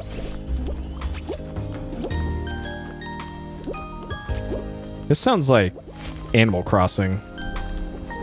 Like GameCube Animal Crossing.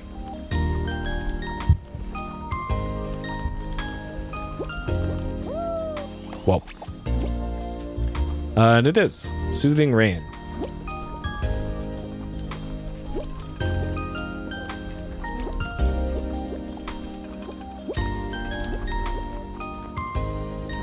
Yep, it's the Soothing Rain by Jamphibious. For the first one.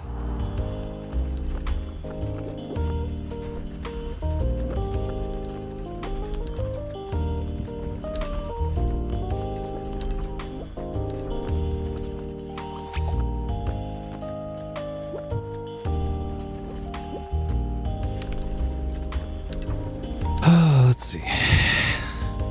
Okay. So now that I'm done with Sonic Adventure 1 and 2, I was thinking about this afternoon. I think I want to do a proper actual playthrough of Earthbound, since I bailed on that that Mother 2 Deluxe mod for it because it was way too hard. Because I still have yet to play Mother 3 yet, or at least all the way through and on stream. So going to have to do Earthbound again at some point.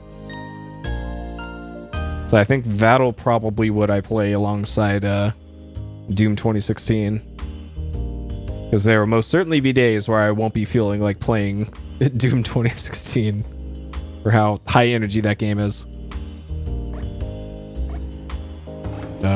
And things will certainly go much smoother for the regular Earthbound playthrough.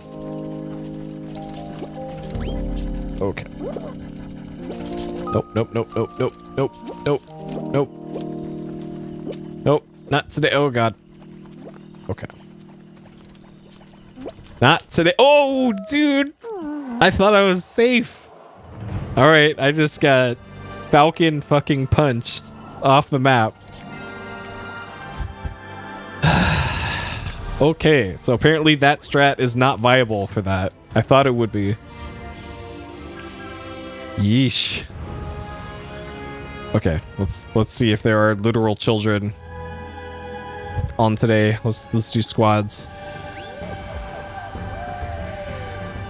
Probably not any children on the West server at nearly midnight, but who knows? It is summer. This is Zelda? Yeah, Link to the Past.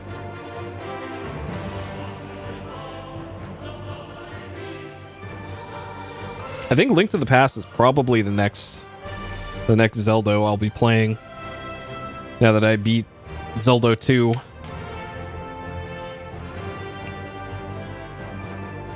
Man, that was a hard game.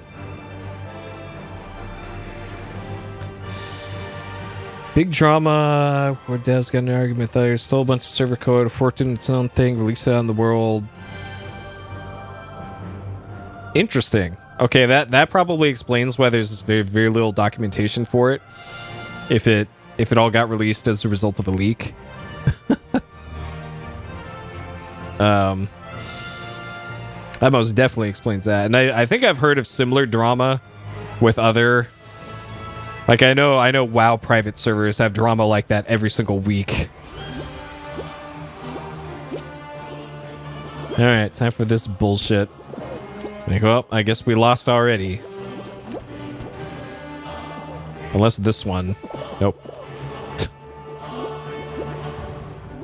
What a cool minigame. This is great.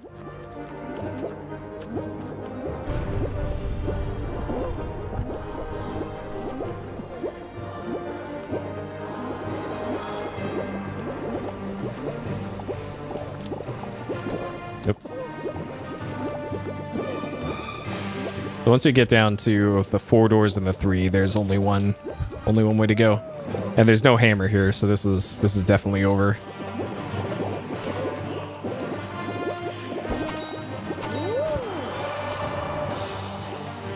Server instructions. Oh, yo.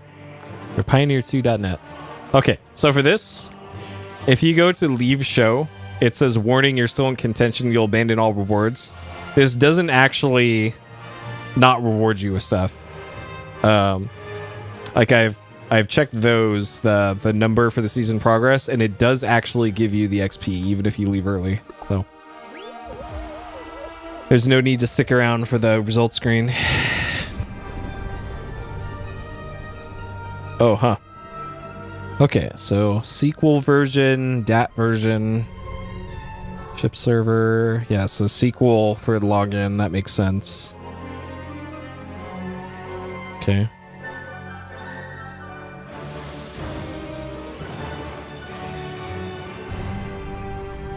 The ship server, source code.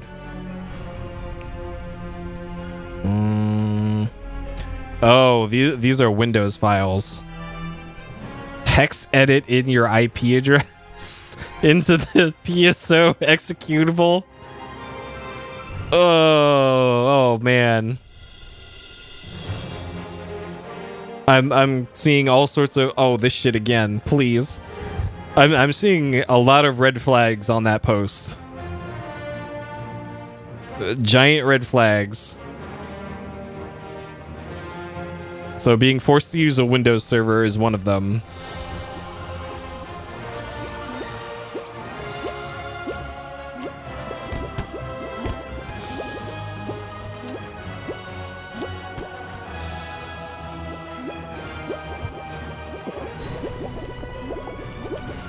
Yeah. Like I could technically do that because I have like port forwarding set up and reverse proxies and all that, but I'd rather not.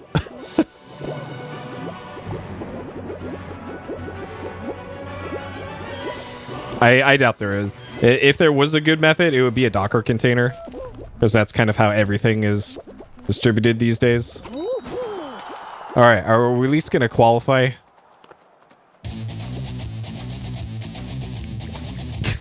See, this is why I hate getting the dailies for squads. So like, get a silver medal in squad show, qualify in duos. Like, getting this silver medal took like 2 hours because I kept getting just the worst teammates this afternoon. All right. All right, back to this. This is that Castlevania 2, no flesh allowed. I am also considering for a near-term playthrough whether or not I want to do Castlevania 2, Castlevania 3, or just skip straight to Super Castlevania 4. Because as far as like lore and story goes, I am less concerned with that and more for like seeing the progression of gameplay, the evolution of the Vania gameplays throughout the years. And I'm not sure if necessarily playing through 2 or 3 is going to move the needle much on that. And it kind of wasn't until 4 when things significantly changed, I think, is my understanding. And then Rondo. I tried to get Rondo working on the Mister, by the way, and it won't boot the CD. Oh, 3's one of the best in the series? Well, okay. I should probably play that one then, I guess. Because I used to watch speedruns of 3. And it certainly looked better than 1 at the very least. And then 3's the one that has the... 3's the one that uses... Oh, God. Come on. 3 had the special music chip, though, right?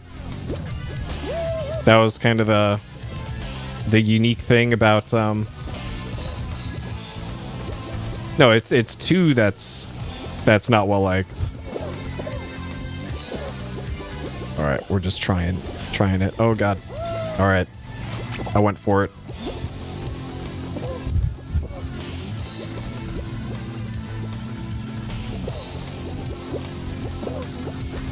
Okay. Always just make that jump there.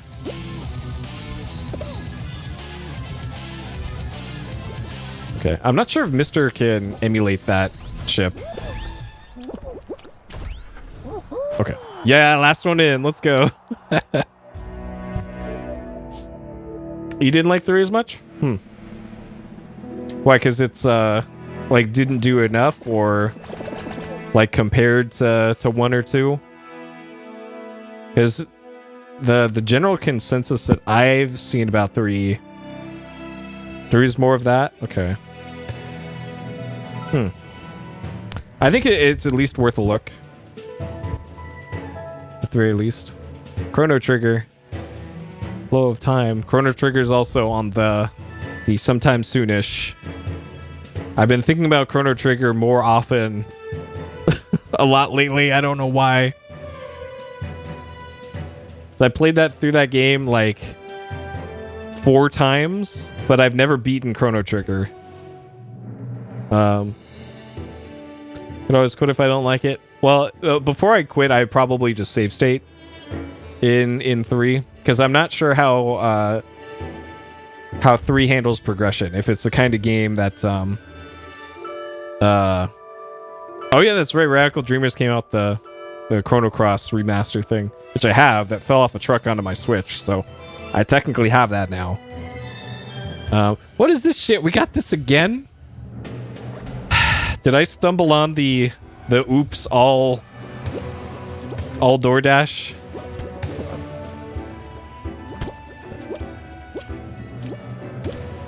All right, this one's totally real. There we go. This one in front of me, totally real. Yes. This one in front of me, totally real. Wish it into existence. Okay, this one is still relatively in front of me. All right, speak it into existence.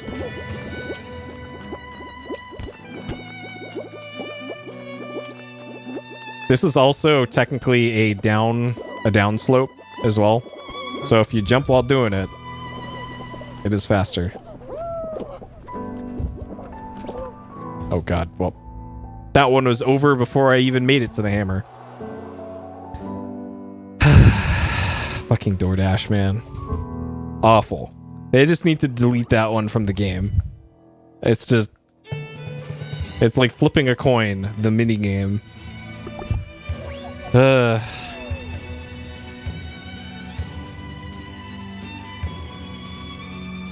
Proper retranslation. I think on gamehacking.org, there's multiple hacks of 2. But I think I would probably still want to play the original release of a game, unless I knew ahead of time, like for Zelda 2, for instance. I know that game has the really bad screen flashing, so I wanted to get rid of that. But I would otherwise like to play a faithful version of what you would have gotten at a rental store in America in 1991, you know? Yeah, I don't know what was going on there. Like, it's the Mr. Core kept trying to load the wrong BIOS, and maybe I was trying to load like the the US version of the CD BIOS, but if it comes down to it, I can just play it on WiiWare, right? Because it came out on that, you know. I just won't have a decent controller to play it on, but actually I will. Never mind, because I'm going to be using my virtual Wii on my Wii U, and I can use a proper controller for that. All right, I'll take 4th place. So it'll be a emulated PC Engine CD on a virtual Wii on a Wii U with a custom firmware using this controller. I don't recall if there was a new Soten thing on Switch. Yeah, it's gonna come out at the same time that Outer Wilds comes out on Switch.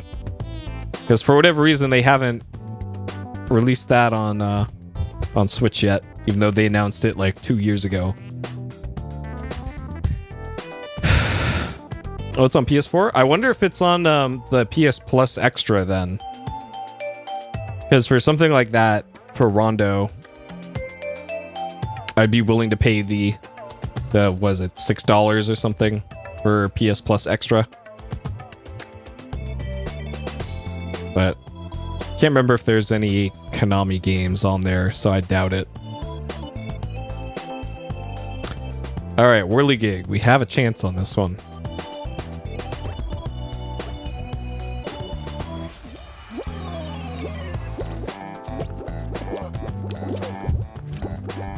Classicvania. Because, yeah, they only put out, like, what, CVHD is, like, the most recent in the classic style. Or arcade style, I guess, is probably the way to put it. The Haunted Mansion style. Or Haunted Castle, whatever it was called. God.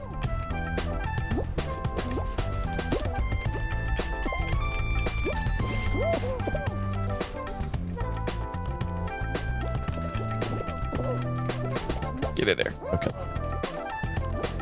Oh yeah, Bloodstain. That's not official CV though, right? Got him.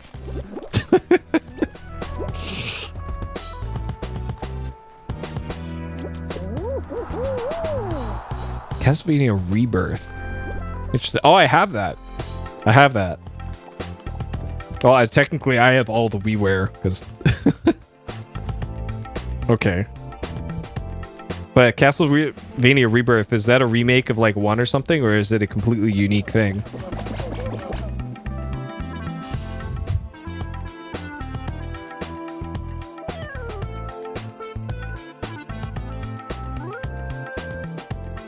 Oh, the Game Boy game. That's right. Kind of like the Metroid Samus Returns stuff. That's the same deal with the... Except this time there wasn't a superior fan-made remake that came out shortly before. It's AM2R.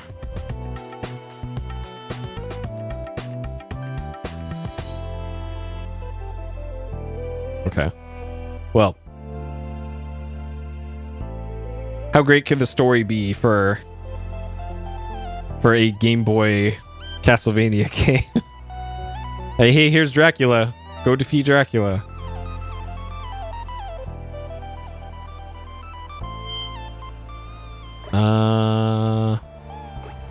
Okay.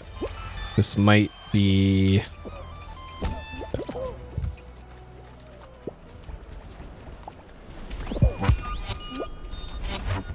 Bullshit. Bullshit.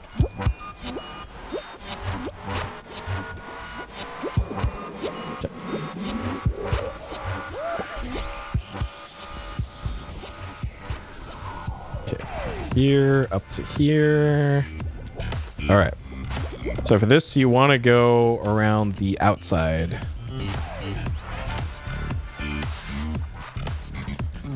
And just do this.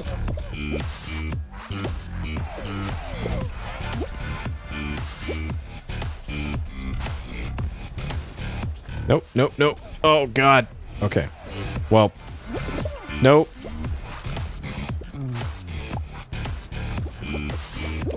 Okay. Mistakes have been made here. Oh, God. Mistakes have been made here. Okay. All right. We're still qualified. It's fine. Okay. Contra and Gradius. Oh, man.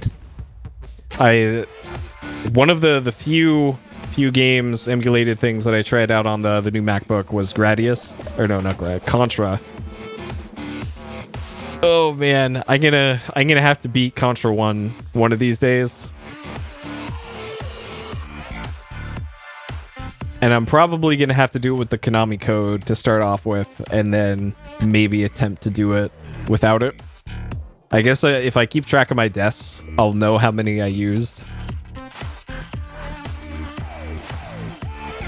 But I'm definitely going to have to play through that one and then the Super Nintendo one.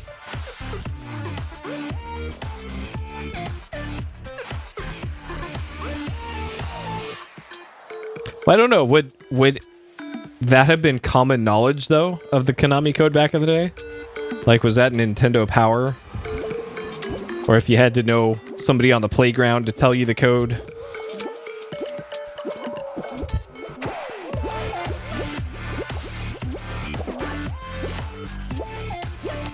Yeah, this is... Yep, Cheetah Man 2.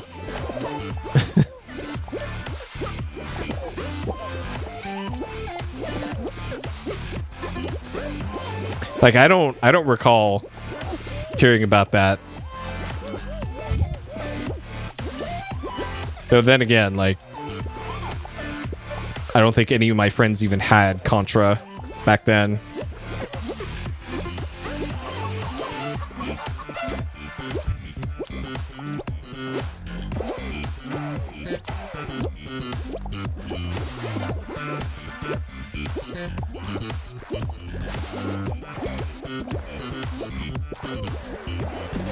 Uh-oh. I fucked around. Oh, God. I almost found out.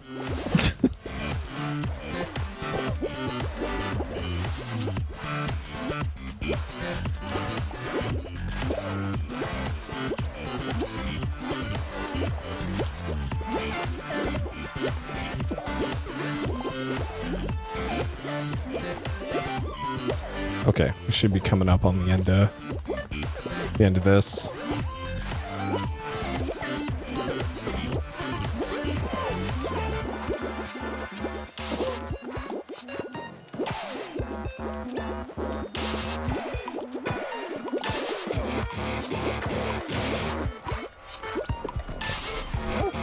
Whew.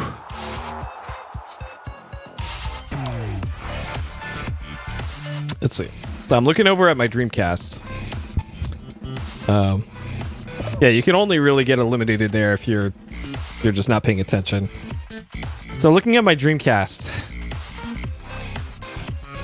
I'm trying to think what Dreamcast games do I realistically have left to do playthroughs of? I've done both Sonic Adventures. I guess there's oh god, there's the rhythm game, Space Channel 5. That one I haven't done.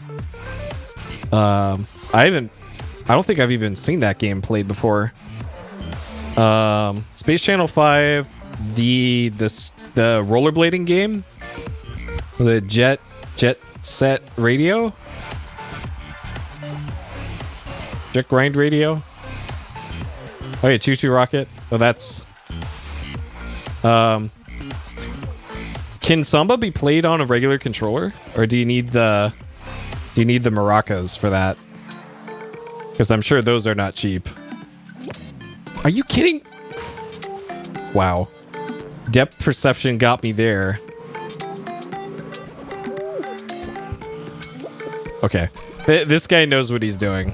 This one's over.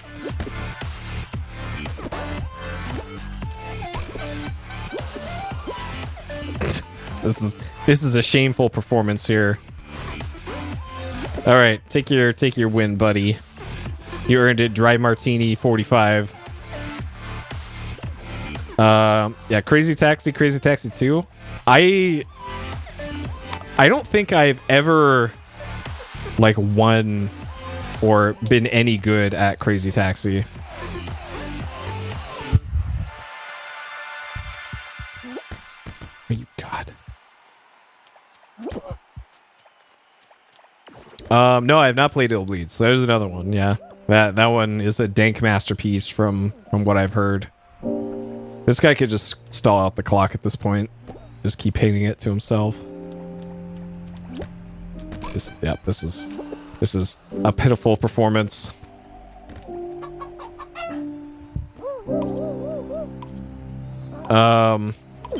Let's see. There's the sword fighting game.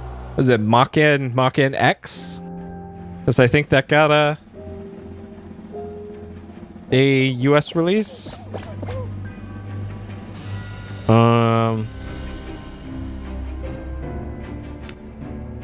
Let's see. Oh, it's an SMT game, huh? Okay, weird. And that one's actually worth playing because I remember seeing that on like the top. Oh God, I forgot to exit. Worth playing, okay. So this is what happens if you don't exit immediately. You get stuck in this. Yeah, I remember playing like 5 minutes of it years and years and years ago. And I found the controls to be not good. There's also a Gundam game, isn't there? Was it 0079? The 5 Days War or something, I want to say. Because yeah, I remember trying out a bunch of DC games back when like, yeah, side story. Back when I first got like a CD burner, and I was like, oh man, I can play all these DC games now. And I never played too much of them because it all comes back to the controller. Like, I hated the controller so much that I just didn't play through a lot of these cool DC games because it was just such a bad time. Which is why I'm so glad that this thing, like, I can't promote this thing enough. Like, man, what a game changer for Dreamcast to have a controller that doesn't feel like your hand's been run over by cartoon steamrollers after 30 minutes of playing a game. Like, it's so good. Yeah, I played about 20 minutes of Breakdown back when it came out, because I remember it being heavily touted for its unique gameplay.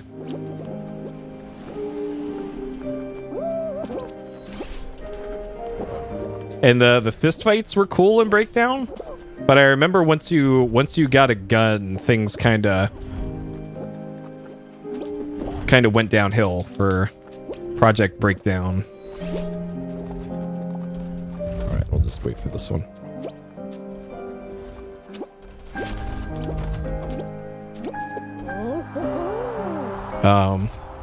And if I were going to play an Xbox game, the next Xbox game that I would consider playing next is probably going to be Blinks. I think it's about time that I experienced Blinks the Time Sweeper to see what all the hype is about that one. Because yeah, the last Xbox game that I streamed was Panzer Dragoon Orta, I want to say.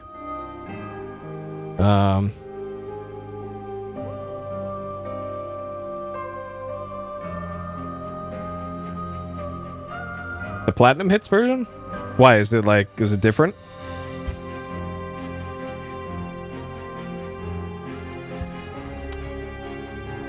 I'm not sure which version I have because it fell off the back of a truck. So unless like the title screen's different or there's a version number. I have never played Metal Wolf Chaos. If I was going to play that, I'd probably play that re-release that came out. It's very different, really? That almost makes me want to play the original then to see like why was it so bad that they had to that they had to fix it. Huh.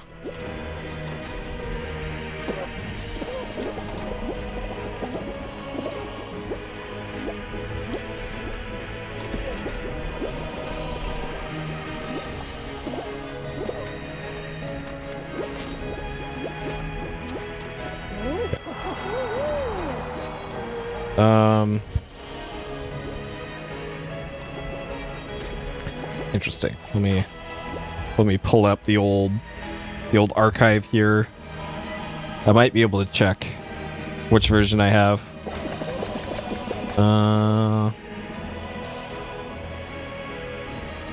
There's a spreadsheet for all the differences. Nice. All right, I'm looking up. I'm on my file server right now. Blinks dash the timesweeper.7z. Oh no, don't expand it, Mac. I just want to look at it. Dang it. It's gonna crash my server.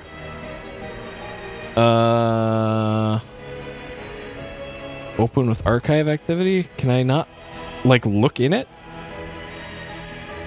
Jesus Christ, I hate Macs sometimes. I can't look at the contents of the 7Z file on my Mac.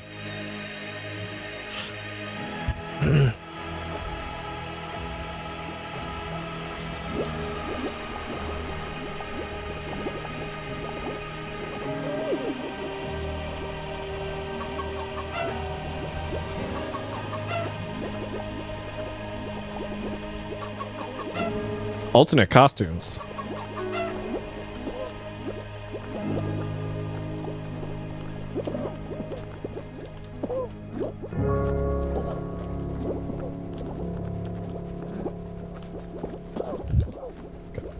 I'm going to eliminate the competition here. Okay, easy.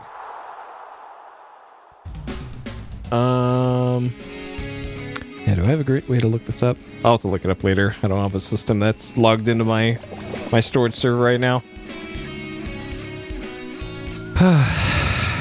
Okay. But yeah, going back to Dreamcast. Like, I think the Sega Rally games are well regarded, but I'm not sure if, like, that's a must play for me.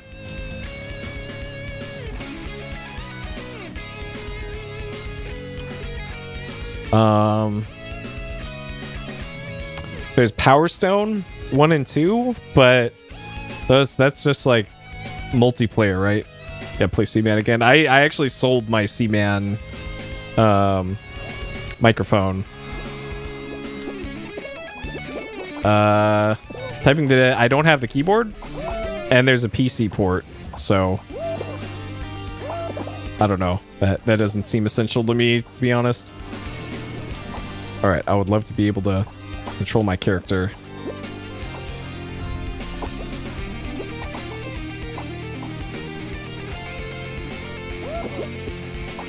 God, I hate this mini game. Look, I played through Seaman like twice all the way through because of all the things that went wrong in that playthrough. Bingo, that's a shooter, isn't it?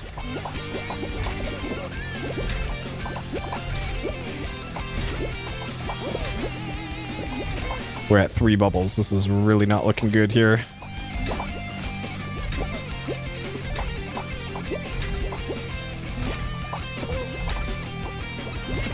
Great. As I get ragdolled around. I don't think I played any treasure games ever. Like, I know there's Gunstar Heroes. Yeah, great. Not even close. Oh, no, I did. I did play a treasure game. It was in PS Explosion. It was that, the Silhouette Mirage. That was the treasure game. So yes, I that is the one treasure game that I played. Is Silhouette Mirage. And that game was okay. That was hard, but that was okay.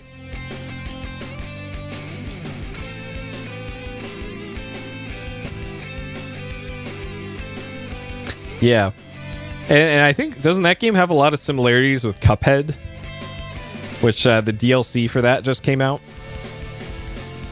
Because Cuphead is also on my to-do list. Because I think that's on Game Pass, and I want to say the DLC is too. I've seen Dynamite Head. That game just looks weird. But I'm sure that's a must-play for Mega Drive.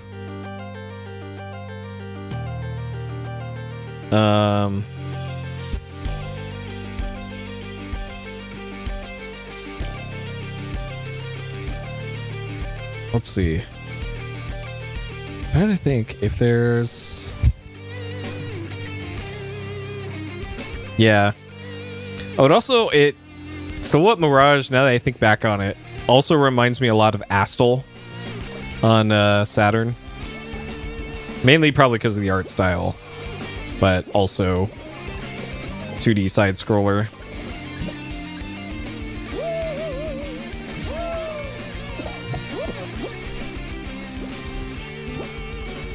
Alright, this section can be bullshit. You can just randomly be hit here. Okay. What the fuck? Okay. That one was new. I don't think I've ever had that happen.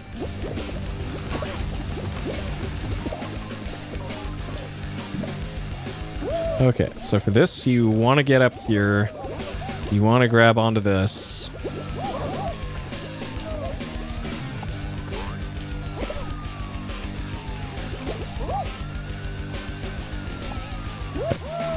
Alright, we're good. Qualified.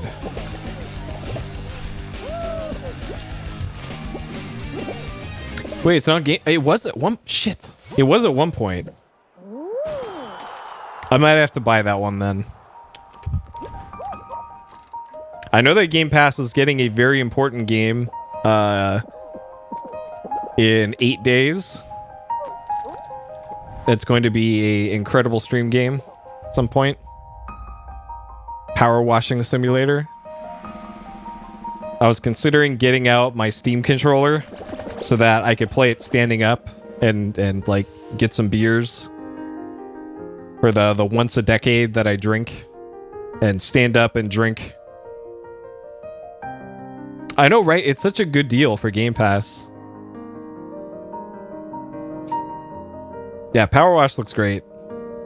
I can't wait to hose down some filthy whatevers in that game. It's gonna be great. like that is unironically my kind of game. Yeah, I'm not surprised that they put the Yakuza games back on there.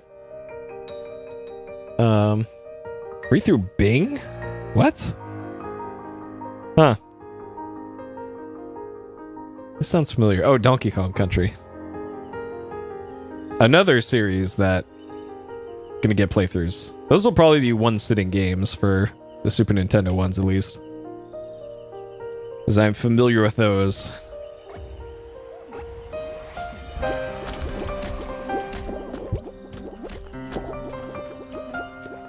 Oh, interesting. Huh. Ah, Bing. All right, we got 3 coconuts and 1 green grenade.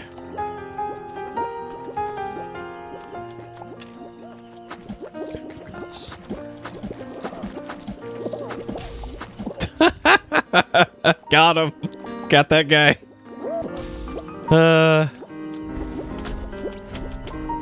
Okay. So we got two grenades and I don't see anything else. Oh, 1 banana. Nice. All right, 1 banana, 2 grenades.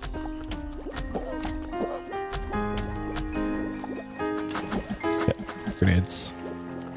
Nope. Get off my platform. No.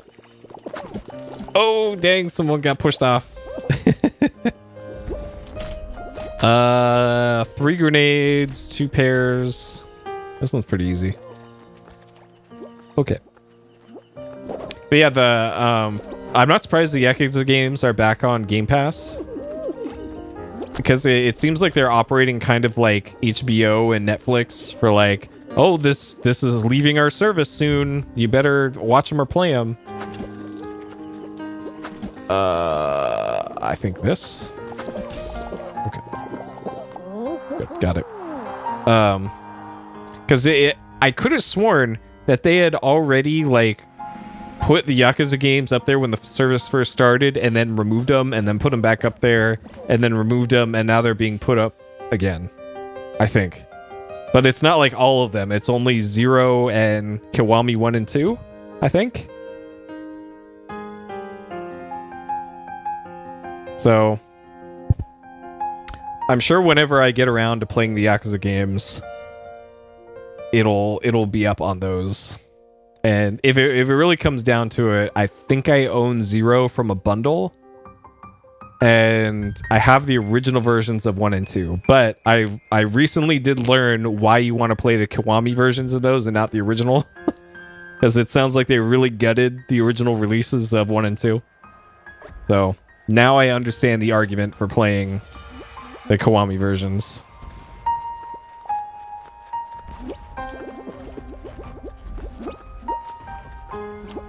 Okay. Wait, he is? That's funny.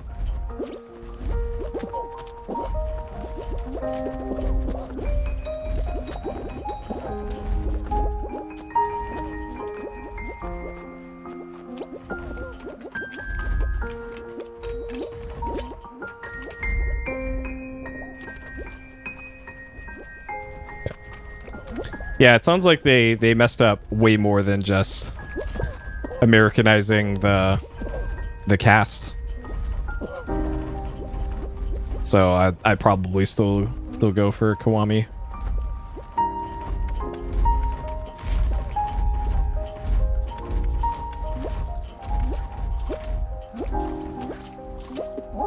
Let's go. How is that not first place? I got there so fast. So yeah, for this one you can there's lots of shortcuts in this one that you can take. All right, let's see the carnage down here.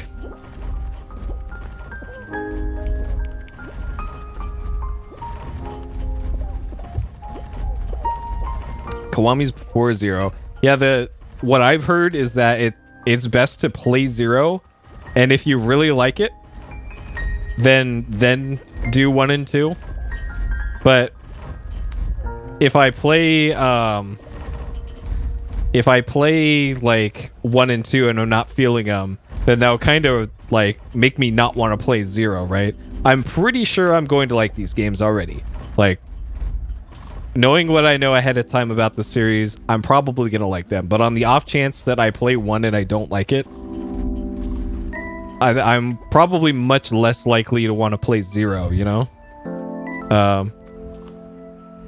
And yeah, conversely, if I play 0 and I don't like that one, then obviously I just skip the rest of the series, because if that one's the pinnacle of Yakuza, then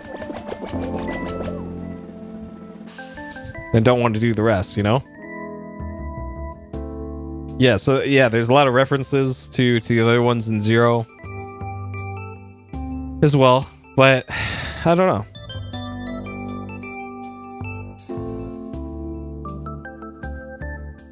Here's the first one, and that was the first one on PS3, I think.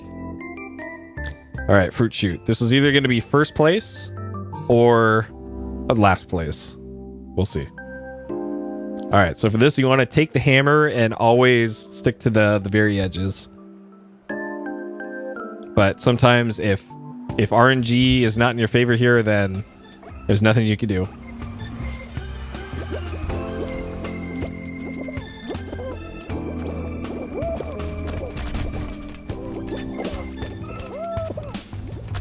All right, you know what? We'll just take what we can get here. So you want to jump onto this to get you forward a little bit.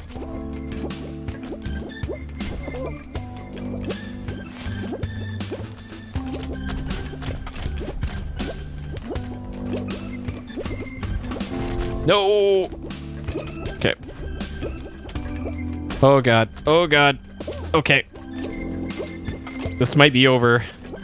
This is over. This is over. Fuck, man. This one is also just a coin flip sometimes.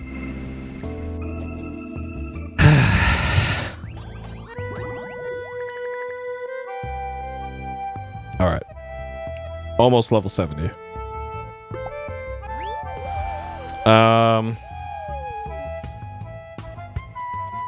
So yeah, that's the Game Pass stuff.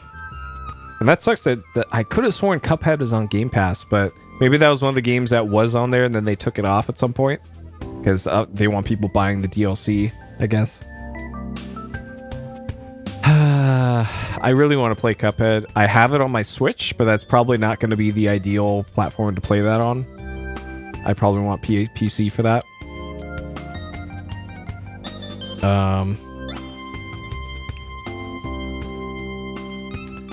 And then I think we're also getting much closer to continuing the Souls series.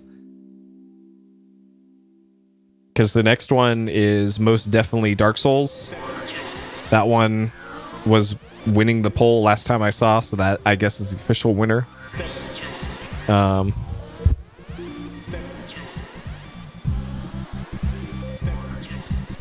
that one I think I want to do fairly soon, because I'm not sure how long that's going to take me. Mega Man 2.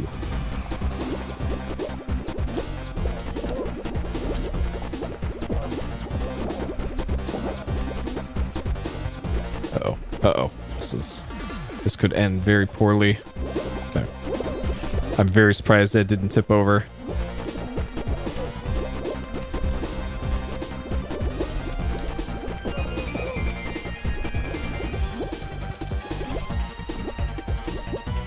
Alright. The one on the right was definitely tipping over. This one might. Yeah. Uh-oh. Oh, no. Fuck. Mega Man Battle Network? Yeah. Isn't that like 8 games in that collection? Because that sounds like a hell of a deal. If you like games like that.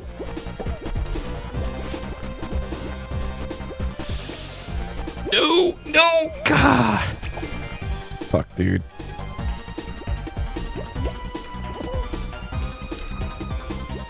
Oh yeah, they do the Pokemon thing.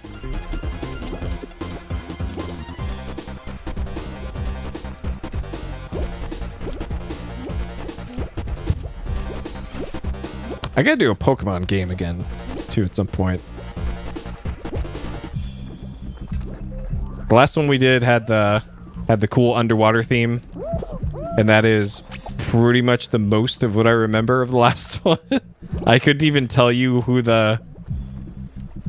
which Pokerman carried through that one.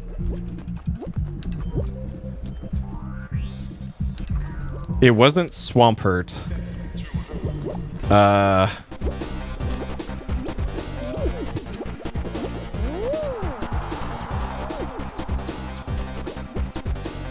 There was like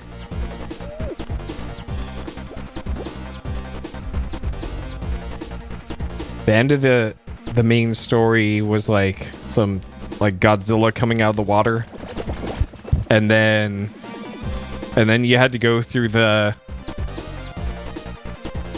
Pokemon Red Blue area, I think. Or was that Gen 2? I think I did Gen 4 was the last one I did. Huh. And that reminds me, for Dreamcast, there is Elemental Gimmick Gear. Elemental Gimmick Gear is another one on the to-do list. I completely forgot about it. Yeah, Groudon. Yep. Like, I remember what it looked like. Egg. But But yeah, challenged to name a single Pokemon from those games. I cannot do it. I do not remember any of them.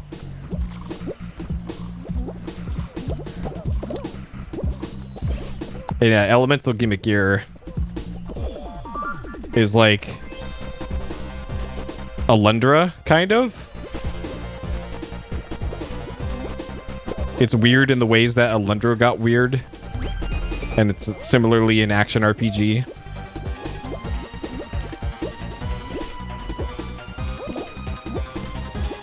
Well, I can tell why nobody played Egg, because, man, look at that. The cover art for that game, and presumably the promotional stuff for it.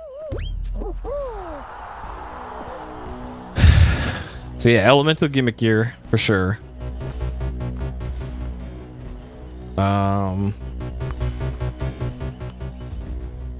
Yeah, big fan. Yep. There is Evolution. Yeah, I initially looked up Egg and decided it doesn't work. Yeah, that's a conclusion I came to when I looked at Egg for speedrunning. God, this would have been like 2016 maybe when I looked at it. Because in order to like speed up the combat a lot, you have to like fail or win, I can't remember which, a battle at the very beginning of the game like 100 times. You had to do something literally 100 times, and it took like 2 minutes, I think, per attempt. And it would significantly speed up the game, I think, if you did that, but it would be like 2 hours of doing the same thing over and over again. So pretty much a Shenmue speedrun, which is why I looked into it. Oh god, this is gonna be a disaster. Alright. So left is apple, right is banana. And we're actually safe over in this corner, I think. Yeah.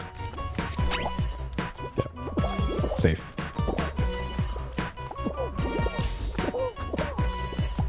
Yep, well, that's speedrunning for you.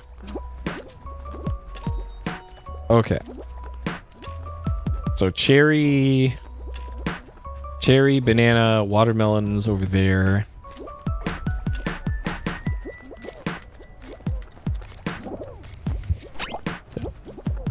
Banana's here. Oh no! Oh no! Yeah, that's how you're gonna break in the TV. Let's see. Have you used an OLED before, or specifically LG OLEDs? Because I remember it took me a while to figure out how to set it up properly for games.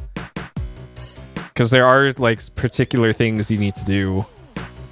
Not UV dome. Okay, so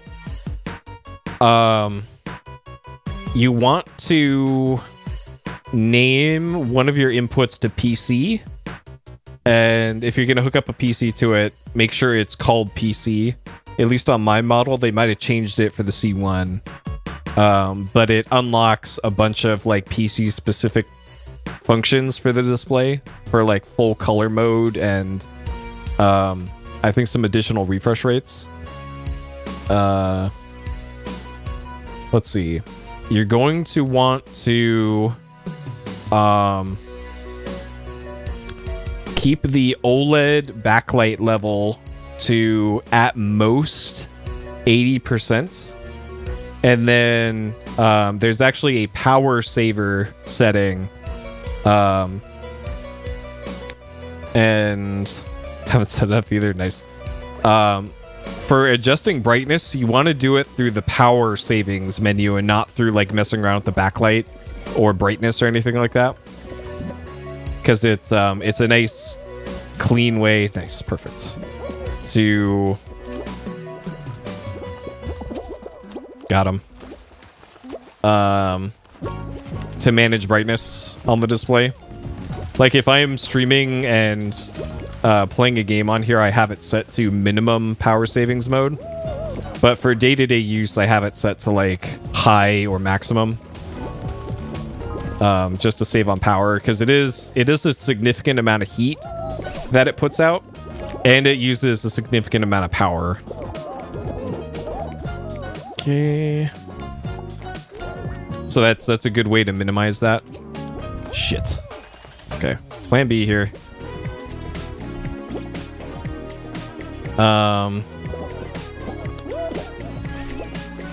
And let's see what else you have to do.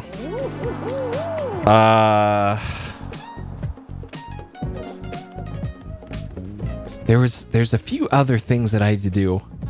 I remember I had to literally open it up and change the power supply on mine. Hopefully you don't have to do that with yours, but it would 30%. Yeah, that I could see that. Like on minimum power saving mode at like 30%, I think is the same as 80% backlight at high power saving mode. And that's kind of an easier menu to get to. God, there's like one particular thing I had to do that like fixed a lot of problems I had with the TV. And naturally you want to turn off motion smoothing, because even on game mode, like sometimes it turns itself on randomly. Great, this is like the 4th or 5th time I've had DoorDash tonight.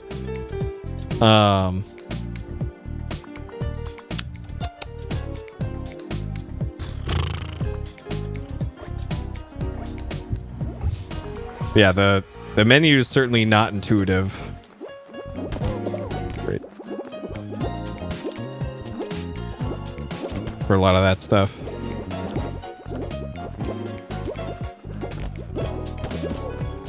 Great.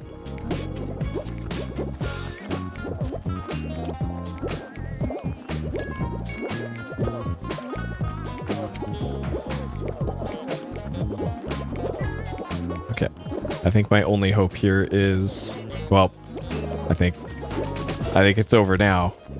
I got to get a good hammer hit if there's a hammer down here. There is. Okay.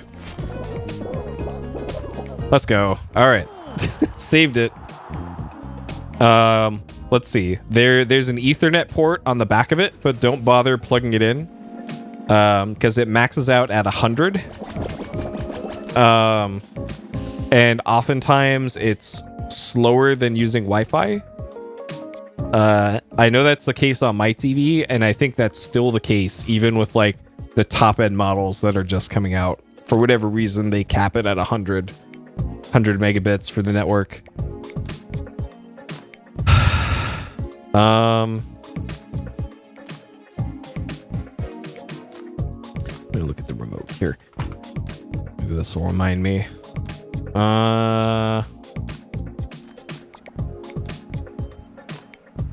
Let's see. Holding down the number buttons on the top will like quick select. So I have my my PC is plugged into input 1. So if I want to quickly get back to that, you just hold down 1 for a second, and then it switches over to it. If you're in some other menu.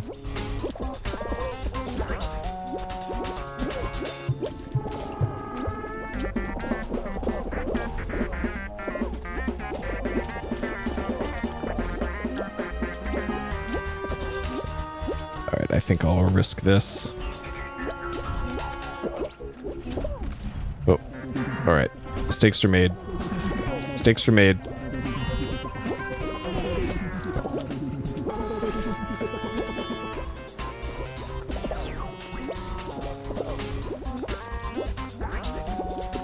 Okay. All right, I think we're in there.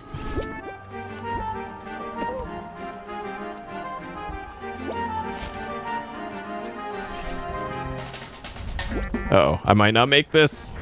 Oh no! Oh, God. Fuck! PRR, yeah. Okay, there we go.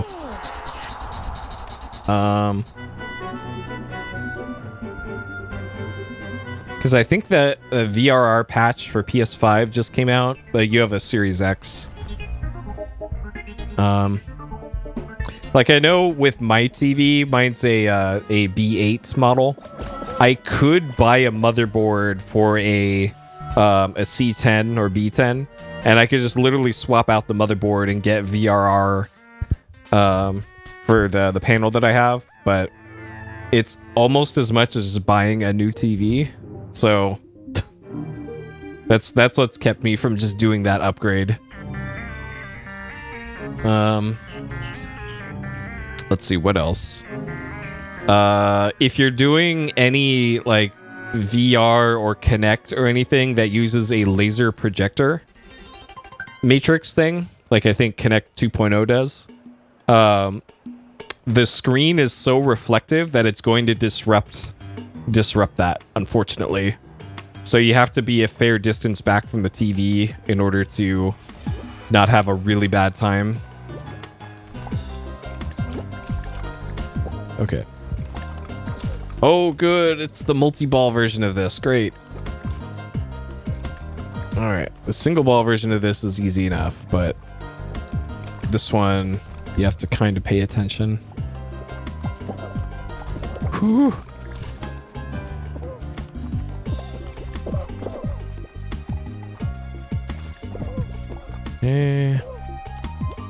Alright, I think I'm safe here.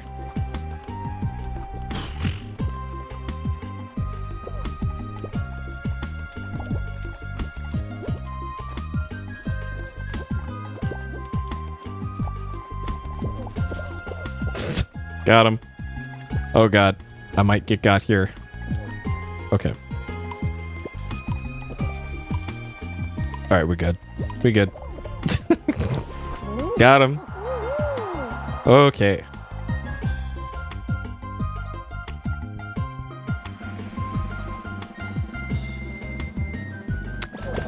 And then I think the Mr.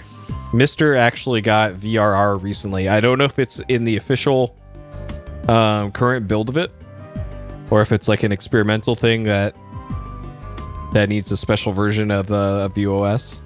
But I'm pretty sure Mr. has VRR support now. That doesn't do much for me, obviously, but it's a cool thing if you're not streaming or capturing. Because I don't think I can even capture a VRR signal. Alright, Hex Ring. I do not have high hopes for this one. I have yet to even get, like, top 4 of a Hex Ring match.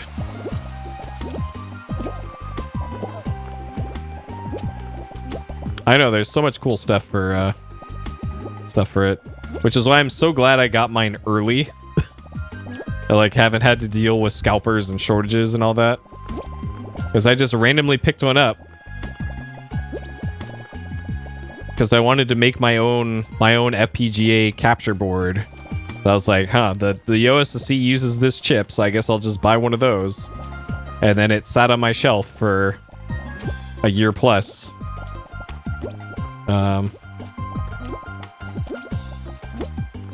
Oh, are the prices starting to calm down on those?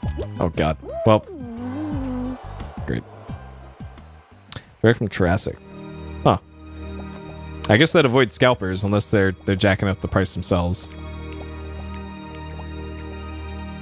I think I got mine from Mauser, I want to say. I think it was like 160 back when I bought it. I don't think it's that anymore.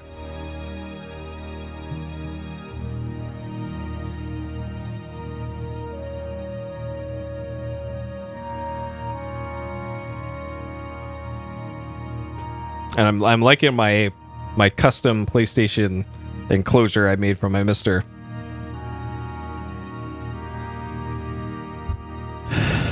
Yeah, like it's such a good investment. Like the PS1 core for it is almost to a point where I would call it good enough. Well, here's the thing. I was in the same boat of not wanting to abandon flash carts and SCART and all that. But then I added up how much I could just sell the flash carts and SCART shit on eBay for, and did it in an instant. Like,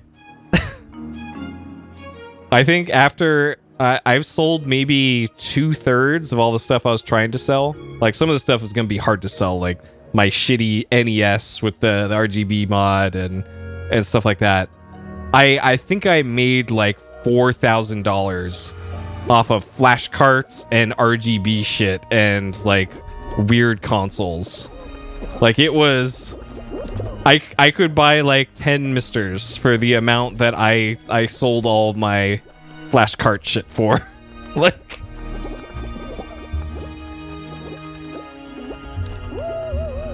so like I was sad to see that stuff go, because, you know, sentimental value and all that, but it turns out I spent a fuck ton of money on that stuff, and it's all replaced by one thing. A mister replaced all of that shit. Like, so to me, that's a very easy decision to make. But then again, I'm also not the kind of person who needs to have a shelf filled with like boxes of stuff and all that. Yeah, the space is nice. I still have a bunch of I have a whole stack of containers filled with consoles. But my mindset for retro gaming is different. I have lower standards, let's say, than a large bulk of the community in terms of like physical media and collecting and all that, and fair enough. There's no one right way to do things. But as like a complete package, you just really can't go wrong with Mister. And it was in a great state like 3 years ago, and it's only gotten better since then. Like, I remember when the Super Nintendo emulation, or the core on it, didn't work very well. And now it's running like 40 different things on it. And especially if you're into like arcade, like, shit, how much money would you be saving on arcade boards? You know? I know, right? Well, I think it's because it's so well documented for PSX.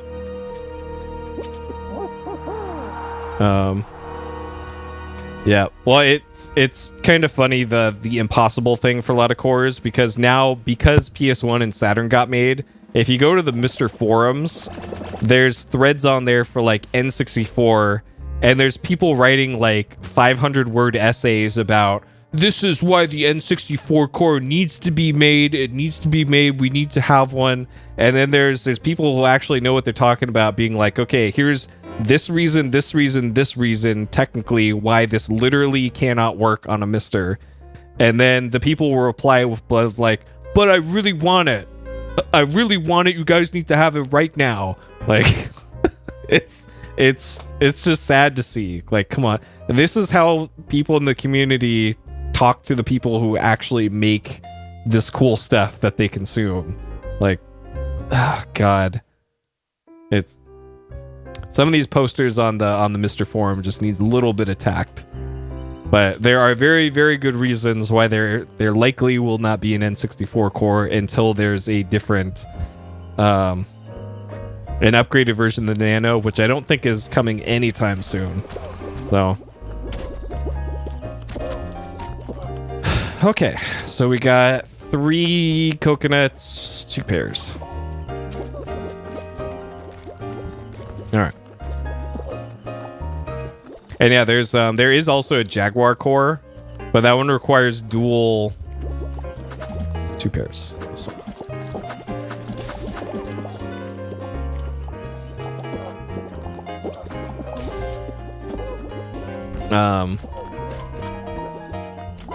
Okay, 4 dragon fruit, 2 grenades. Okay.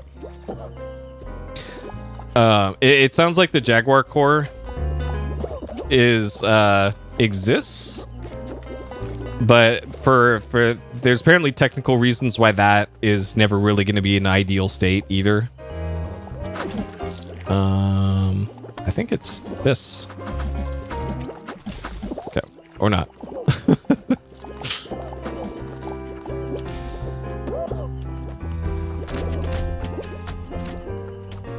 Okay, 3 pears.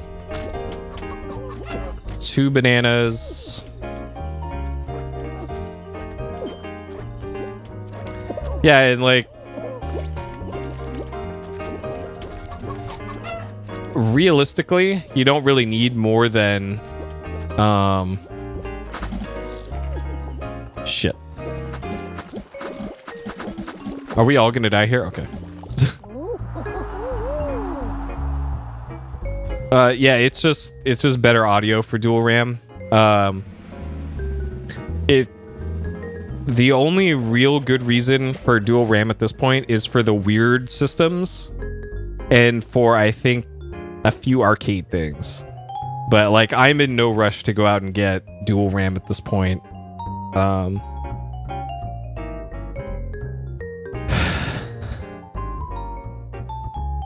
was I thinking?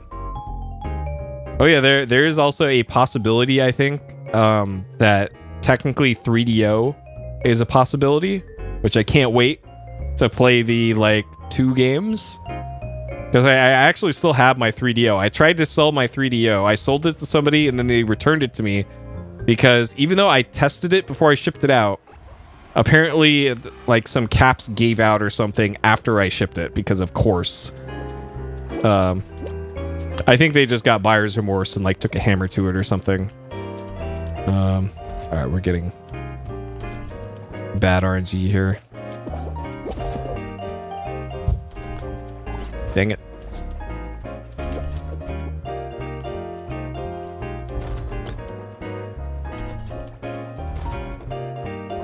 Yep. Well, I think if I just recap it, it'll be fine. But then I'll have to spend time and money recapping a system that I really kind of don't care for that much, to be honest. I can't even remember why I bought one in the first place.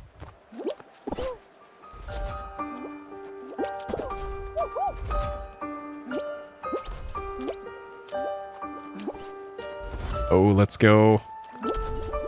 Let's go. In there. So yeah, if... I know that there is also like 3DO emulators. Those exist.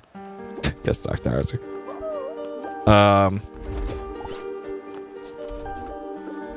It'd be for that one RPG, which I think I played maybe 10 minutes of before and wasn't that immediately impressed with it anyways.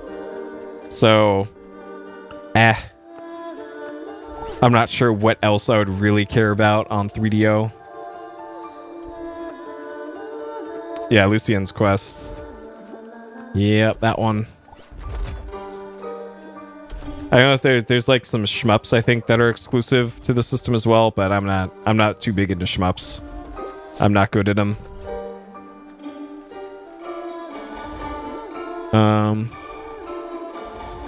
Demolition Man, huh? What about Burn Cycle?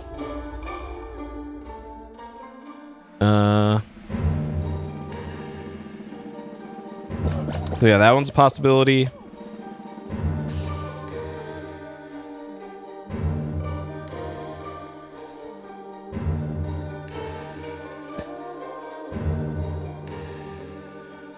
Road Rash, oh god.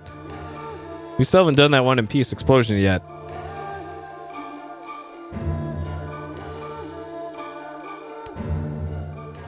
Yeah, like probably the shmup that I like the most is the first Raiden game, because that one was in the Round Table Pizza growing up next to the Mortal Kombat 1 machine, and it's got the cool like beam power up.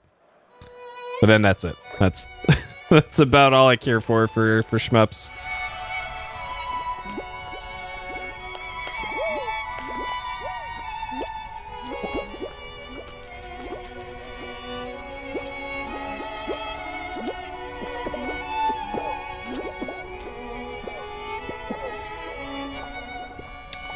I think this is the final. No, this can't be. This is eliminated 5.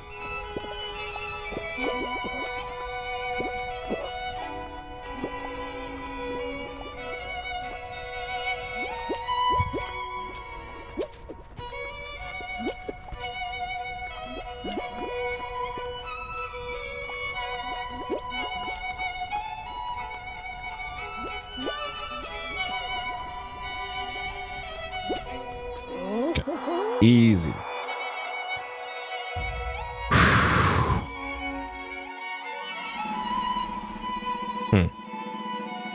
Because I'm looking over at my CRT. I can't even remember the last time that I actually used my CRT for anything other than as a platform to put my Xbox onto. I don't know.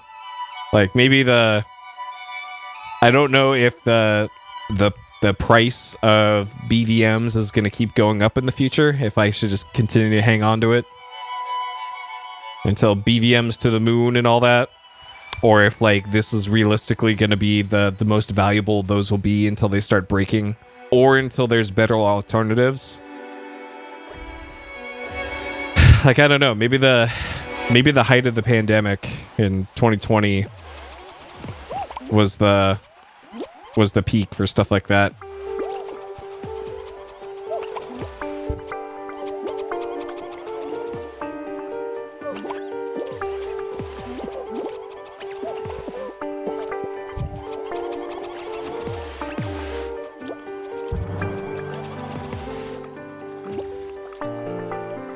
Super Mario 64 Pearl song. I don't remember this at all.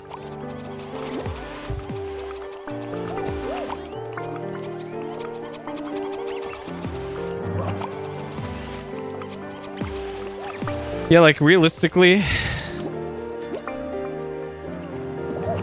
if I had known how good retro gaming was on an OLED years and years ago, I would not have spent like the $2,000 on the two BVMs that I did. Because I had two of them at one point. I had a 20-inch. Are you kidding? This guy just... Wow. Wow. He just actually just Giga Chad pushed me off the edge. I'm not sure if his teammate came over and helped, but wow. I just got completely dominated. Completely dominated. Alright. Here's another Giga Chad. He's going to push him right off. Alright. Who's going to win? The Battle of the Chads here. Godopotamus and Guaro777. Peak Performer or Rhino Tamer. Eventually, all these platforms fall, including the one in the big orange one.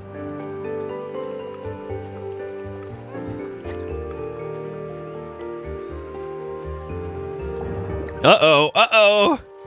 Oh no!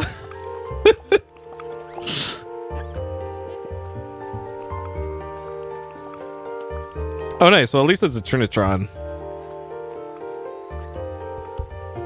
Uh-oh. Oh no! Okay, we're back to relative safety now. Alright, who's gonna win? Oh no! Uh-oh.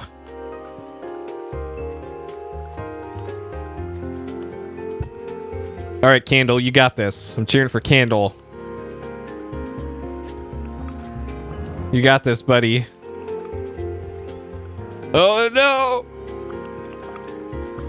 Alright, you got him, Candle. Stick and move. Oh no! Oh, he's got him. Candle's out. Candle's out for sure. Candle's out for sure.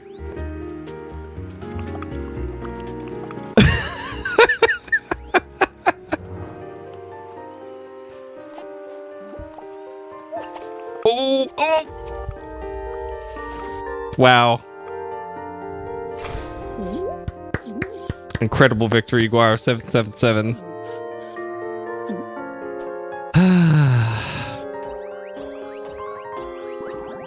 Yep. And rip me.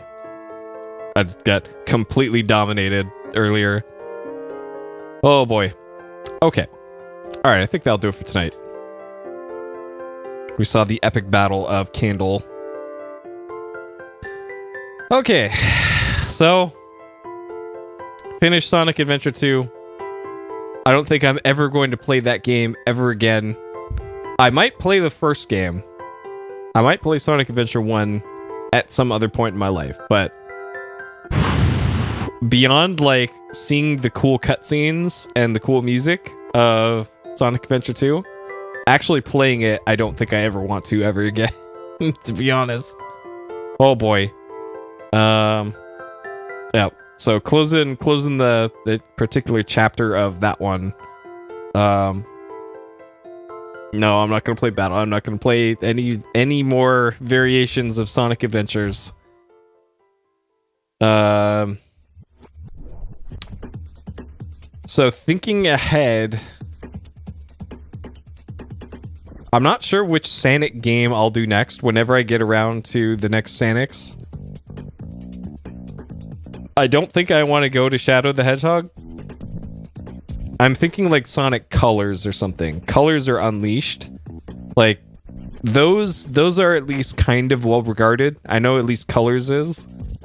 And then we'll play Sonic 06, probably. So, next Sonic game, probably Sonic Colors. And then after that, definitely Sonic the Hedgehog 2006 for the PlayStation 3.